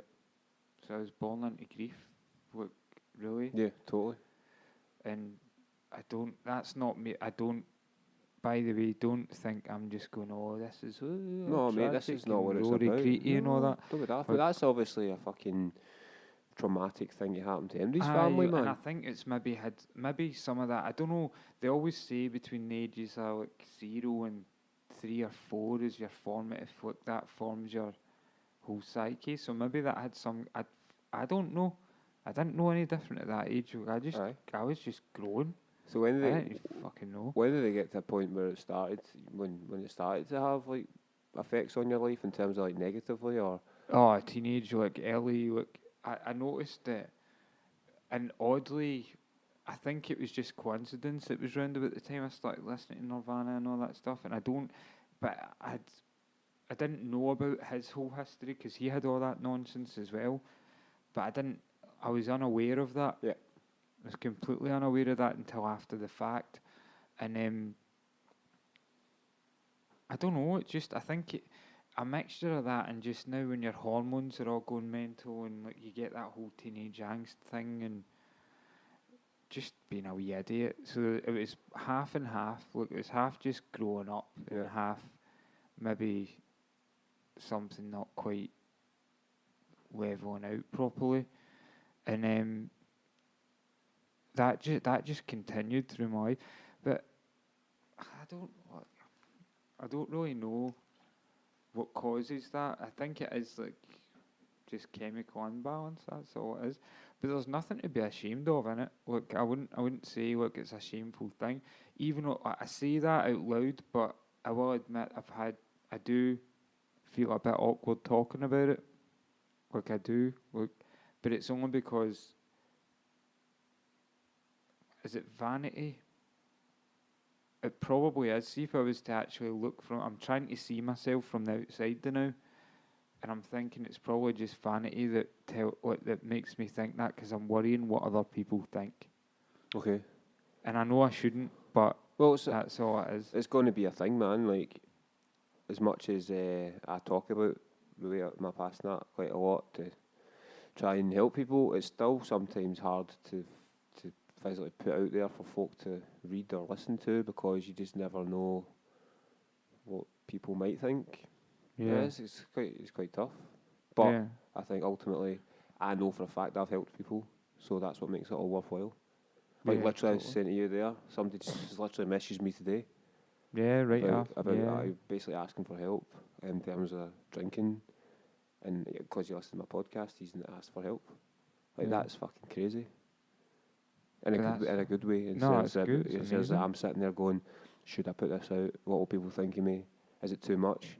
But it's made someone step up and say, look, man, I think I need help to do this. Where do I start? That's an amazing thing. But that's why we're doing it. So that's why you're here doing this today. So Mm-hmm. are you sure you are okay to talk Oh, more of course. about it? Yeah, of course. So when did you first, let's just say, seek help or know that you needed help? Seeking help, that was round about 18, and I can almost pinpoint it. It was in my mum's kitchen, and I actually just broke down. Sober, drunk? Just completely sober. Aye.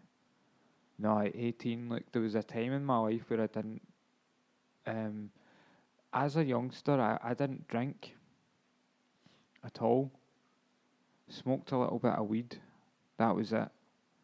Didn't take drugs. Didn't do anything because my big brother, James, he was a complete tearaway and he ended up getting stabbed, bottled, God knows what, and he was just hanging about with crazy guys. He was on acid, all sorts of drugs and crazy stuff, and I was a complete opposite of that. But it wasn't through me recognising that he was like that, so I'm not going to be that. It was just my nature that I just wasn't like that. It wasn't anything like sort of me versus him or anything like trying to be better and be the good boy. I just kind of wasn't anything. So you had a breakdown in front of your mum? Aye. I basically just fell to bits. It wasn't a major, but I remember, because I didn't cry in front of my parents or anything like much. Not that I remember. And that was one of the one times I can remember doing that, and I was like, and I felt like an idiot after it. I was like, why, where did that come from? Because I didn't see it coming, it just happened. And then she goes, nah, you need to go to the doctor. And just went to the doctor and started taking these pills, and it kind of made me feel a bit weird. They could sort of leveled you out into this weird buzz zone, like where you don't really fully register things. Like I just felt I couldn't really connect to people, or I don't know if I'm just like I was going to say, look, I'm struggling to talk about that. I don't really know how to put it into words. I don't know if I'm just overly sensitive sometimes. Did the medication help you? Yes and no. Yeah. I've came off and on it all the way through my life. Yeah. So, look, probably if you're asking me, no, not really. Which is that makes it sound negative. That's not to say that it won't help someone else, because I'm sure it would. I'm sure it would. Yeah. But it just didn't feel... a lot of the things that they were giving me were too much, and they were making me look all giving you that fuzzy head, and I didn't really want that, because I felt like I was missing out on things or something. I don't know. Were you working at this point? Yep. Job? And my Full-time first job, my first job. What was that? I was working in a Christian charity, which was that was heavy going though. There was a lot of we were working with alcoholics and a lot of drug addicts, like people that went into housing. We would be the guys that delivered their furniture packages and stuff. So it was like a charity warehouse where everyone would donate like all their stuff, and we would be the guys that went up. We used to deliver up in the Gorbals, so I'd be walking into houses where there was needles strewn about the floor. Sometimes there was babies. There was one house we went into where there was a baby crying. The mother was out for the count, and the guy answered the door. And Angus, of all names, like Angus, he was a brilliant guy. I hope he's doing well. Brilliant guy. I loved him, man. He turned me on to quite a lot of good music. That's another story, because he was a van driver, but he was great, and he liked me as well. So it was like, well, it was just sound. And he goes, Andy, you need to come out of here. I was a young guy at the time. I was probably only about 18. I'd say about 18. And I walked in and I seen all the needles. I said, right, get out. Because the guy answered the door and there was just needles everywhere. The guy was out here. Oh, that whole thing. Like a zombie. And there's a baby crying. And he went in and seen to the baby and roused the mother. Ended up having to phone the police and all that. Heavy going, man. Aye, all that. But that was like my second trip out in the van. That was my second trip out. And I'd gone from like not really knowing much, staying in my room, playing my guitar, that was an eye opener. I was like, does this happen, man? Like, I was like, God's sake.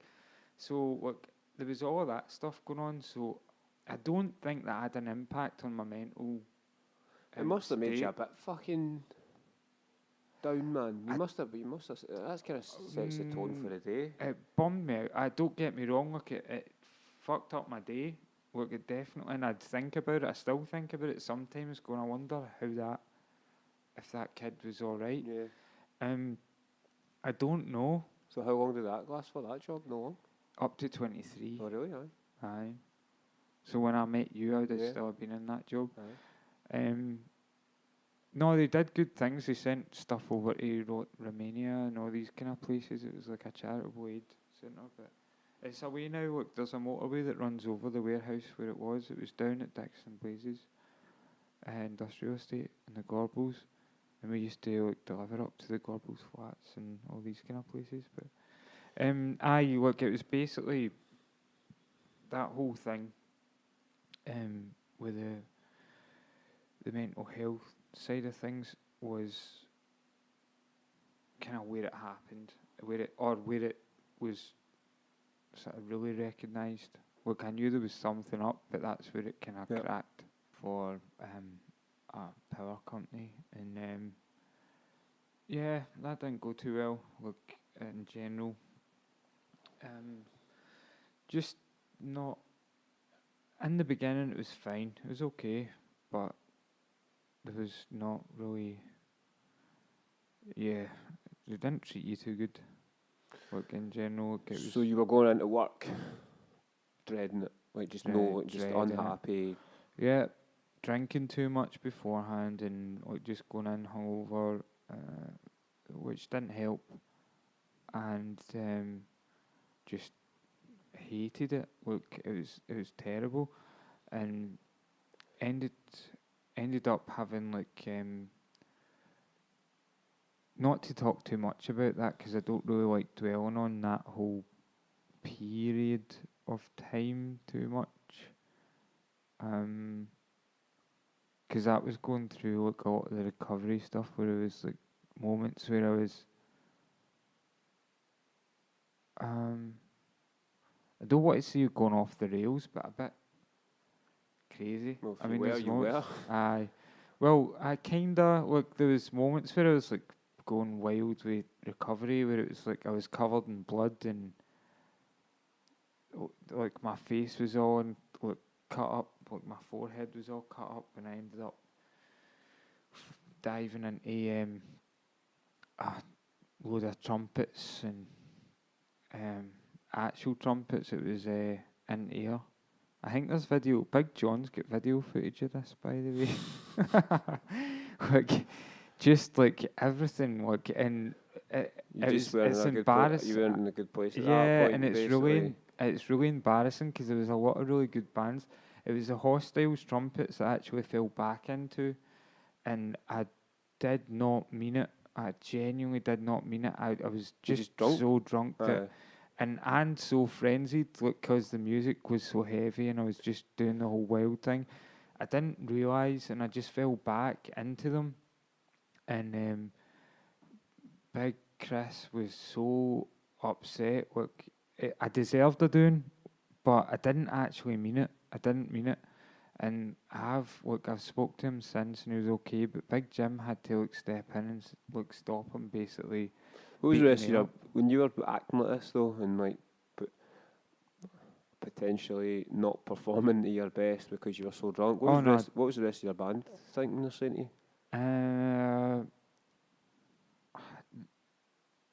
I remember them being. Because I Let remember, me think. I remember times where you've totally sabotaged yourself playing with us, Oh, and I've got that streak. you've There's definitely that and streak. maybe you just weren't going through a good time at that point, and you've used drink, but then it's totally affected how you performed Yeah. on stage, and you know, I think I do that. See, once something gets to a point where it's too big, and I think I can't. When I say too big, in the grand scheme of things, it's tiny. But I in your just don't. head, it's I enough. look as soon as it gets past my room, I start to get anxiety. How crazy is that? But that's just how I am. Like, I think I'm just like, that's my sanctuary. So I'll sit and write a song and do that. But or anything creative. Once it goes out into the world, that's when I start to get anxiety. So when I play live with recovery, especially, it was very very aggressive, and there was a show, and it was a character. Like, it was a character. It wasn't all. I wasn't fully invested in it personally. So I was putting on an act, if you like, to a certain extent. It was genuine, but I was giving you the whole big Shazam sort of. I don't know what you call it. I don't know what I'm talking about, but you know what I mean. Like, you're giving it the big game, and I think I just got to a point where I remember, like, sometimes it would spill over into like almost performance art, if that makes sense. But it was like shock. There was a shock value in it, like almost going into that whole Iggy Pop thing. But again, it was partly, I know where it was rooted though. It was definitely rooted in like a some kind of like, I wouldn't say I was unhappy, but there was definitely like probably just disappointing, like a sort of disappointment in myself, just for not like doing as well as I could be. Yeah. Like, but then when you're drinking before playing, you know you're not going to be as good as you could be.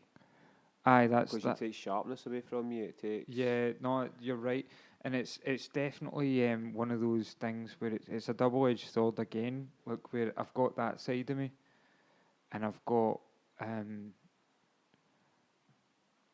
how do I look? It's very very hard to describe. You're basically like saying that your mental health and and the alcohol is like combining. Yeah. And Basic. then obviously that's going to make it worse. But that was your coping mechanism for feeling For a certain way. that self-medicating the mental health thing, and also the feeling that I'm not good enough, and then also sabotaging anything that gets to a point where it might do something. I would just be like, this is too much for me. Bang, done. Do you know what I mean? Yeah. I just cut the head off before someone else cuts it off. Yeah. Do you know what I mean? Yeah. Like it's that way where you're kind of, you're not going to get me. I'll get myself before. Yeah. Do you know what I mean? Yeah. No, it's complete. That's the you- first time I've admitted that probably, Yeah. but that's totally what I do. Yeah. Look, I'm bad for it. Look, And- I don't know where it comes from. I don't and know where it comes from. Are you working on that? Like, is that something that you're I've trying been to? trying. No, look, I need to try not to do that because it's not constructive. And to be honest, I know deep down, look, I'm perfectly capable of doing things, but I'm scared of ridicule. And that's what most people are scared of, Opinion of others, the opinion of others. But which ridicule, actually doesn't matter, it does not matter at all. doesn't? But it doesn't. Like, see, in your inner monologue is. Am I being too honest here? I don't know. Like, Like, you can be as honest as you want to be. But I'm pretty always as sure- much as you're comfortable. As long as Yeah. you're comfortable talking about what you're talking about, that's all that matters. I'm not particularly comfortable, but I think it kind of needs to be said. Well, that's what I mean though. Like, Yeah, there's a lot, this is your podcast, man, and it's no, it's yours. but this is your I'm just a episode. guest. This is your episode, mate. So I want you to be as open and honest as you want, but only what you are okay with talking about. But well, off the back of that, what I'd say is, like, I think a lot of people are scared of ridicule, and I think it's a daft thing. It's something that I struggle with, so I can't give you the answer to what, or give anyone the answer to look how to get over that. But It used to hold me back. You think so? It used to hold me back big time, even when I was in a place of not drinking and doing better. When I was first getting into my fitness and my healthy eating and everything else, it used to hold me back from doing certain or posting certain things or doing certain things because, like, I was the fucking big overweight drunk guy, and then I was all of a sudden this person who's trying to promote a healthy lifestyle. And I could understand why certain people would maybe be like, "Who the fuck do you think you are? Shut up! Stop posting about I got it all the time. Stop posting about the gym. Me personally, I don't understand that. You're always but posting about the gym, blah blah blah." People said that, and that upset me. And I didn't post, and it held me back. But I knew I wanted to be a coach. So when I got in a position where I literally had to stop thinking like that, because I was like, I'm never going to get anywhere if I don't do things because of the opinion of others or because what people are going to say. And I would have not done this podcast. I would have not done. So you mean you had like a forge ahead attitude? Like you just forge ahead, that's it. I had to, but Yeah. it was like listening to things like this that helped me doing that, because Yeah, I was man. listening to other people who were more experienced than me telling me, if you want to be successful in this industry, you need to fucking not think about the opinion of negative people, because there's Yeah. always going to be negative people. No matter how good you're doing, there's always going to be someone going, shut the fuck up. Yeah, there's You're always a going to... dick. Blah, blah, blah. Jealousy. Let's be honest, we'll call them Assholes. cunts. Aye, if you want. let's just call them what they are. I have got It's- that. I have got that explicit thing on the iTunes. So it's fine, but there's always going to be people. There is always going to be people. Is that the first cunt you've had? Probably not. All right, okay. There's always going to be people putting shit down, no matter how good you're doing, and that's just the case. And yeah, I just had to block that out, and I had to just do what I wanted to do. I had to make the Yeah. posts I wanted to make about helping people, about how I turned my life around, and not care about people going, he's not shutting up about this, he blah blah, whatever it may be, because I can sit here and say I've helped people. I've helped people change their life and I'm very proud of that. And if I had worried too much about what other people thought, that wouldn't have happened. No, exactly. But it took me a while to get there, man. Like, it didn't just fucking happen. Oh, it's not an It easy took a thing. long fucking time, and Yeah. still now, I'm like, should I post Still that? going to have self doubts, man. Should I post that? I don't know. But most of the time, yeah, I don't let hold myself back anymore, because life's too short, man. And again, it's a cliche saying, but it's so true, man. Like, I'll be sitting soon when I'm not able to do this kind of stuff. Hopefully, I'm fucking very glad that I decided to just do what I wanted, rather than holding back my potential for others or whatever. Because people do that, man. I get so many people that I've trained and coached in the past who like say, I would love to do that, but everybody would laugh at me or people would slag me off, and I'm just like, man, fuck that, get it done. Like, make that post. You know how scared people are when they're putting that transformation post up on their own page to say. I wouldn't let you put mine up at all. Like, see any? Do you remember? Like, I was like, I wasn't having it. Like, I wasn't having. You would let me eventually, but but I'm the exact same. I'm guilty of it. But see, when it happens, and people get that positive feedback, that people saying, "Holy shit, well done! Holy shit, you look amazing," or ask them questions about how they done it. And, like, do you know how buzzing people get off that, man? It's like, it's amazing. Yeah. It is. Aye. No, I know, man. It's one of those things. I should probably take more of that attitude, and I don't do it all. And I'm talking about like across everything. Yeah. Like, because I there's a lot of self doubt.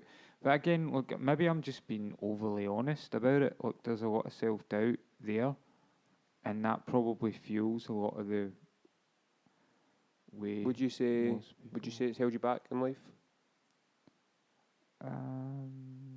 Yeah, probably. In certain bit, points? a bit. I mean, I'm doing good.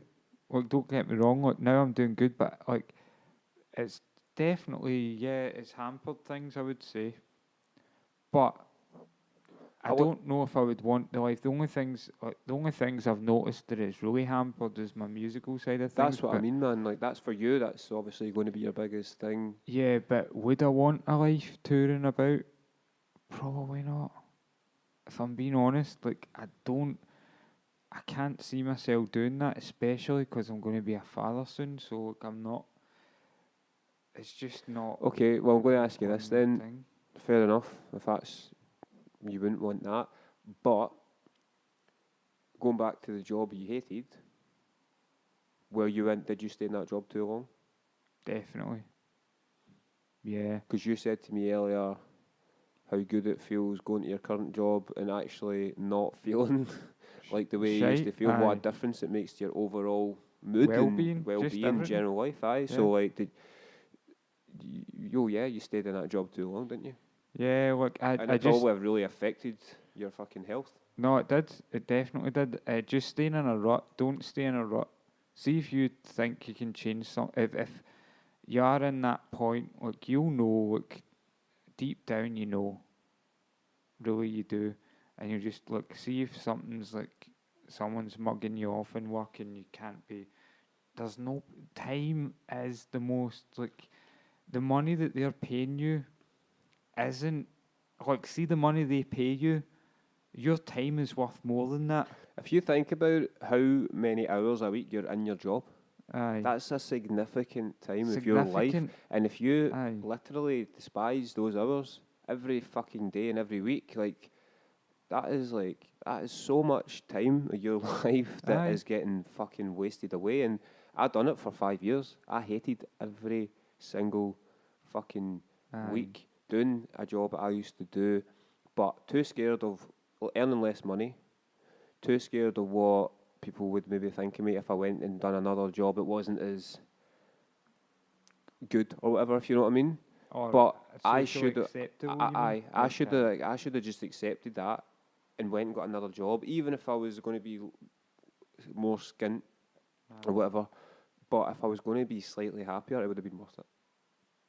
Yeah. Because I'm in a position now where I love my job, right? But I know that that's not going to be the case for a lot of people. It's very hard to find a job you love. But if you could at least find a job that you enjoy Yeah. or isn't making you ill, Yeah. it's a much different place to be in. Basically, yeah, it's all about people as well. Because don't get me wrong, like the people that I was working with before were great, but the top guys were not so. Not pardon me, I'm burping away. The top guys were not so great. So, yeah, like at the end of the day, like your time is worth more than it's at the end. What they pay you is like you can decide if you want to accept it. Your time, like you've got it in the bank anyway. It's all yours. Yeah. You don't know exactly how much you've got, mind you, but you know you've got today, so you may as well make the best of that. Like you don't know exactly how much you've got, but that's also a driver as well, because you're like, tomorrow I could be pan bread, and I'm thinking more about that as I get older, because I'm like, Jesus, time's rolling, and I don't think people fully appreciate that because they just take it for granted that everything's just going to be all sunshines and rainbows forever, but you need to realise that things aren't quite that way. We talked just a wee bit ago there about how mental health and alcohol are kind of merged into the two. So when did you start drinking? Because it's about being honest and stuff, and we've spoke about you're happy to talk about it and that. So you have had issues with alcohol in your life, to a point where it's probably affected your life, affected your health. So when did you start drinking heavier or heavy? Heavy. More than what you knew was healthy or what you should have? Or when did it start to have an impact in your life? It's quite late, really. I can almost pinpoint it to when I was 25. I would say that was when I started Was that because of how you were feeling at the time, or did it just, was there something that triggered it, or? There was a break in a relationship that happened, and I was just like, F this, I'll just do that, and then that just gave me a taste for something, and it was just one of these things, like where I went a wee bit crazy with it, but for a few years there it just went, I didn't snowball, I didn't never make work, I was always a functioning guy, I was always fine, it wasn't fine, but you know what I mean, I was always moving and still going, it wasn't... From the outside, as your mate, looking in, going back years here, I would say it definitely affected you negatively. As a friend who was playing music with you and stuff like that was probably the biggest thing. It was something that would hold you back from your potential with your music. Probably. Yeah, you're probably right. I don't know. That and probably myself a bit. Just trying to deal with things, and you're probably right. I don't know. So it would you say definitely made your mental health worse?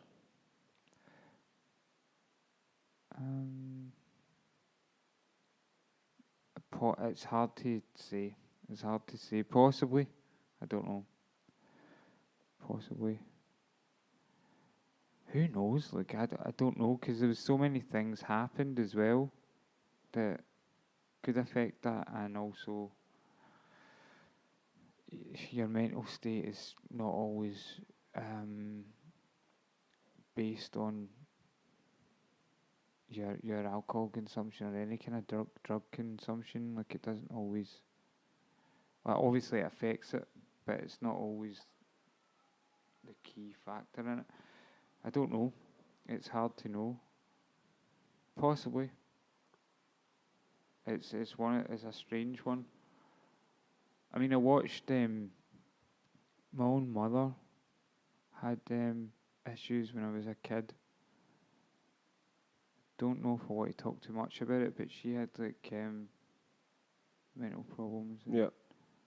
went away for a while and came back, and she's always kind of drank. But I don't know if that's as a result of that or vice versa. I'm not really sure. So, are you in a position now where it's more under control? I would say so. Yeah. Good. It's definitely. I've kind of like over the past year, it's always been like it's an ongoing thing. I would say, look, Yeah. I'm not fully out the woods by any stretch of the imagination. I've been trying to look when I came to meet you to do the training and stuff. That's Yeah. I'm just asking these questions. Obviously, you're maybe a bit. Maybe it's hard to talk about. It's hard to fully open up about it, which is understandable. Totally, I Yeah. get that. It's not an easy thing to talk about in public as well. As I said, I was just in a place where I was concerned about you as a friend. Obviously, after I'd stopped drinking, because then I was clearer and I was seeing things better and stuff like that. And I could definitely see it, affecting you in ways. And we had our times where we would not get on this so well when we were in the band because you were being drunk at band practice or being drunk at gigs and you weren't playing. That's what I'm talking about, holding yourself back because you weren't playing to your true potential and stuff like that. And yeah, it was worrying, man. no, definitely. I was worried about you. I was definitely very worried about you. A couple of points. I think that's definitely something that I've gone through. Look, all through my life though, I've done that. Look, I don't know why. I could not tell you why. Look, if I was to. Well, it has to be something to do with your anxiety or playing your music. Yeah, to other people. no, well, obviously I've kind of gone through that, but that's like, I can't really give you a straight. That's fair enough, mate. Straight answer on that. I get that. It's to say, like, it is, like, what I was saying, it's like, it is a kind of, I know if I just let that go, I could just, like, open myself up, but I always feel like I'm opening myself up to ridicule. That's what it is, it's ridicule. So then I would always go, right, fuck this, just sabotage it. It's so frustrating to watch as a friend. I know, I don't know why it's I do so it. frustrating. I have no idea why I do it. Because it links into the training with me as well. Because you started off so well and everything went great. But as soon as you kind of fell back into drinking a wee bit more, it didn't happen as much. And it was frustrating to watch because I knew you had it in you, but there was this thing stopping you from getting the progress you wanted. Yeah, I don't know what that is.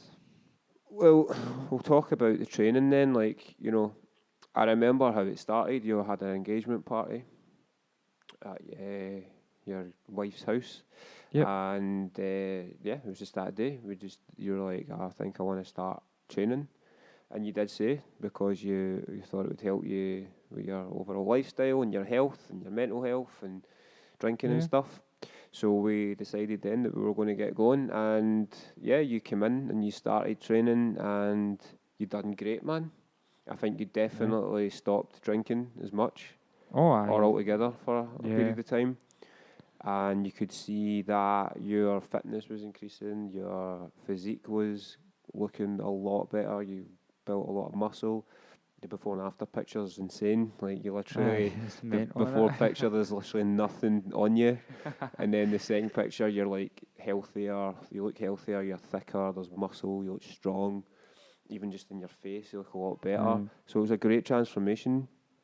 How did that all help with you in terms of like the gym and the running and all that and the healthy eating? No, it definitely made me feel good because it's one thing that me and Heather, did that together a lot as well, like Yeah. doing like the gym, like going to like, running and stuff, and even she was doing weights as well. So look, that was great. Um, it's something that like we've not had a chance to see since I've moved away, like because obviously I used to stay in Glasgow, south side of Glasgow, and moved to Inverkip, which is a wee town past Greenock. So one a bit further out the way, so it's a bit harder to get a gym that's local. There is a few, but not so good. But as far as that goes, there is definitely benefits to be like as far as that goes for mental health and just general well-being. It makes you feel so much better. Just it gives you more energy as well, I find. See if you like just first thing in the morning, if you're doing something like that, Yeah. or even after work. Like a lot of the time I was going after work. Most of the time I was going after work, and that was like a kind of energizer because you come home thinking I've got nothing left in the tank. There was plenty. But I used to also use my stress from work and go to the pub and de-stress. And I stopped drinking. I found the gym. I used to go to the gym and de-stress. And That's what a healthier fucking way to live your life than getting pissed every night, rather than working on your health and your fitness yeah. to de-stress. I mean, do you reckon that's like what you do now? Like personally, do you reckon that's what you do now? What you've replaced? Like I don't that? get the same. Obviously, I don't get that stress from work now. Yeah. But what training does, it's like therapy to me now. It's like, as much as I've not drank in 6 years and I'm in a much better place, I still live every day without my dad, which is really hard. I still have urges to drink and go out and get pissed with my mates like a normal person. Which I'm 31 years old. I'm still young. I don't do that, but I'd love to. I can't do that. Other things that can have a negative effect on my mindset, and training is what picks me up and makes me feel good and makes me feel energized and alive and gives me time to think. And Mm-hmm. when I don't do it, yeah, it definitely has an impact on how I feel. But I don't go for very long periods of time at all without doing it. Yeah. It's definitely beneficial, I would say, like as far as that's concerned. Did it help you with confidence? Oh, that's a separate thing.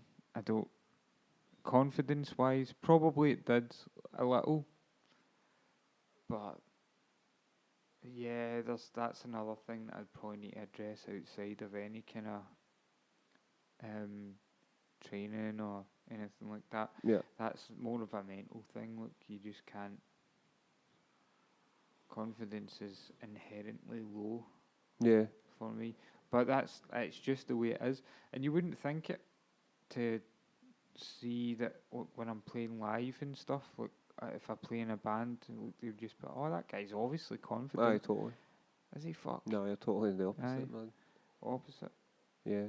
But What about the diet side of things? I think that when you first started training with me, I think your diet was okay, but it wasn't really structured, or you weren't eating enough of certain things.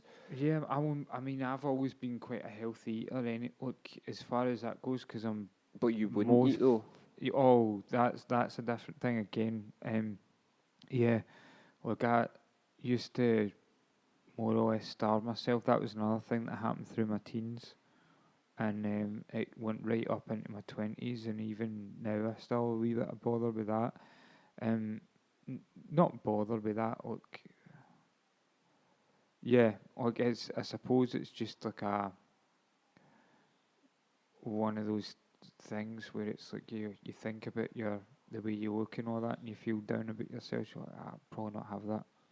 Yeah. Probably not have this. I'll probably not have that. So you start cutting things out, try to control. It's all about control with that.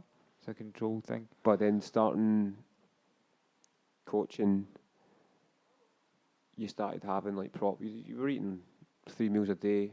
Oh, I was snacks every day. eating way more than I'd ever ate. Yeah. Look, I was like in looking skinnier as well. Well, not skinnier, but like Leaner, healthier. Yeah, like, which is crazy. I just couldn't get my head around it because I'd spent so many years just going, oh, I won't have this or I won't have that. So I was cutting things out, and then once I'd started training, I was like, all right, so you still need to be in calorie deficit, but you need to be eating a lot and training. Yeah. Like, so you're in Sufficient a deficit. protein. Yeah. To help your muscle recovery, training. Exactly. And rather than just being in calorie deficit and doing nothing, which Or is an extreme calorie deficit, well, because that's what then it is. no energy and Yeah, well, that's what it is. tired and not drinking enough water, the basic stuff. Just not doing anything. Like, that's what I was doing before. That's what, like, right through my early 20s. I had a big problem with it. That was like an OCD thing. Like, I couldn't. But again, it's just like not being able to accept yourself. I'm painting a really dark picture of myself here, by the way. I'm not a sad guy. I feel good. Like, right now, I'm just talking about like the way I was in the past. This is all past tense. Aye, well, Just I mean, what people know. what day-to-day things then do you do now that help you? Now is I've got back into doing like my training of sorts, not full pelt, like going to the gym and stuff. I've got weights, do my weights, do body weight exercises. I've started to do a bit of running, but I need to get really into that because that's something I really want to start doing.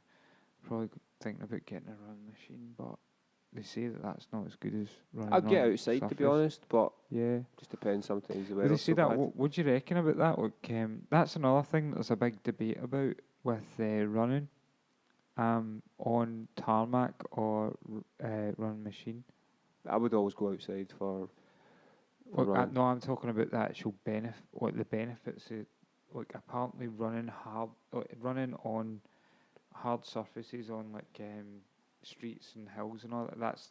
That's a lot better for you. Yeah. Than just doing it on a treadmill, because It's you don't get the same exercise No, on a it's treadmill, apparently. it's definitely different, because if you're on a treadmill, you're still running, but you've got a belt moving, So helping you. do you with the reckon stride. that's to do with like the regulated, because it's a flat surface? So if you're going onto like surfaces that are uneven, your muscles are working harder. It's definitely different. You know, you if you're outside, you can't control if you're going on an incline, if you're running downhill, if you're running straight, if you're on a trail, you've got, you know, things to, you know, hills and lumps and bumps to fucking run over, and you're powering at all.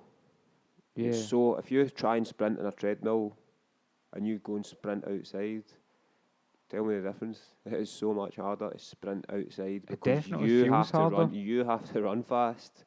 Nothing's making you run fast. You have to generate that power and sprint, and it's so much harder than sprinting on a treadmill. Yeah. Definitely. But yeah, like, exercise is obviously something that's helping you Music. with your health. Music definitely helps. That's always going to be a constant in my life as well. Writing music. Writing it. Recording. Writing it, recording it. You still playing gigs in Greenrock? Not so much. Not played in a while? No, not so much. Plans for the future in terms of gigs, music, that kind of thing?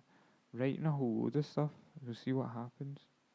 I was actually talking to Jim the other day, the guy that was managing recovery, about starting a heavy band again. Nice. So we'll see what happens, but it will definitely be different from the last time. I need to rein it in. Yeah. Well, obviously, this year's obviously a massive year. Huge. You've got a child on the way. Child on the way. You got married 2 years ago. 2 years ago, yeah. I was one of your best men. Thanks for that. Yeah. Then you bought a house with your wife. Everything's changed. And you're going to have a kid now, man. It's like, it's all massive. Yeah. And it's all happened within... And you got a new job and... Almost like a year span. Yeah. Just did it all. Do you know why? Do you know why Completed that life, was? mate. Do you know why that was though? I just thought like, fuck it, we just do the whole lot in one go. Fuck it, why not? Because like a lot of people would go, oh, that's too much stress. I can only do one of those things in that time, and I just thought, I might not have time to do all this stuff, so I may as well do it now. Well, you obviously feel it's what you want, and Yeah. you know you're happy, and that's the main thing. No, that's it. You got 2 lovely wee dogs. Aye, lovely wee dogs, and So it's looking bright, man. it's definitely looking bright. I'm not doing too bad at all. I could be a little more healthy, but We all could, we're man. working on that. We all could. It's the fact that like, as long as you're working towards it, I think that's the main thing, because you can always improve, and it's the same with anything in life as well. Like music, I'll always be learning. As far as my just knowledge as well. Like you're always learning. Like I'm always like reading books and whatnot. Like It's good, man. It's all good stuff. You know, you sound like you are doing the necessary things that you need to do to become a better version of you going forward. Trying to be. Exercising, writing music, doing the things you enjoy, spending time with your wife, spending time with your dogs, reading, listening to podcasts. It's all positive stuff, man. That's it. Just trying to get there. Don't know where it is I'm going, but Well, fatherhood, mate. yeah, that's true. That is no, it. I know that, but like, yeah. What would your advice to be to somebody who's listening to this, who maybe is having some struggles and doesn't really know where to go, where to turn? What would your advice for them to be in terms of starting to get the necessary help? Necessary help.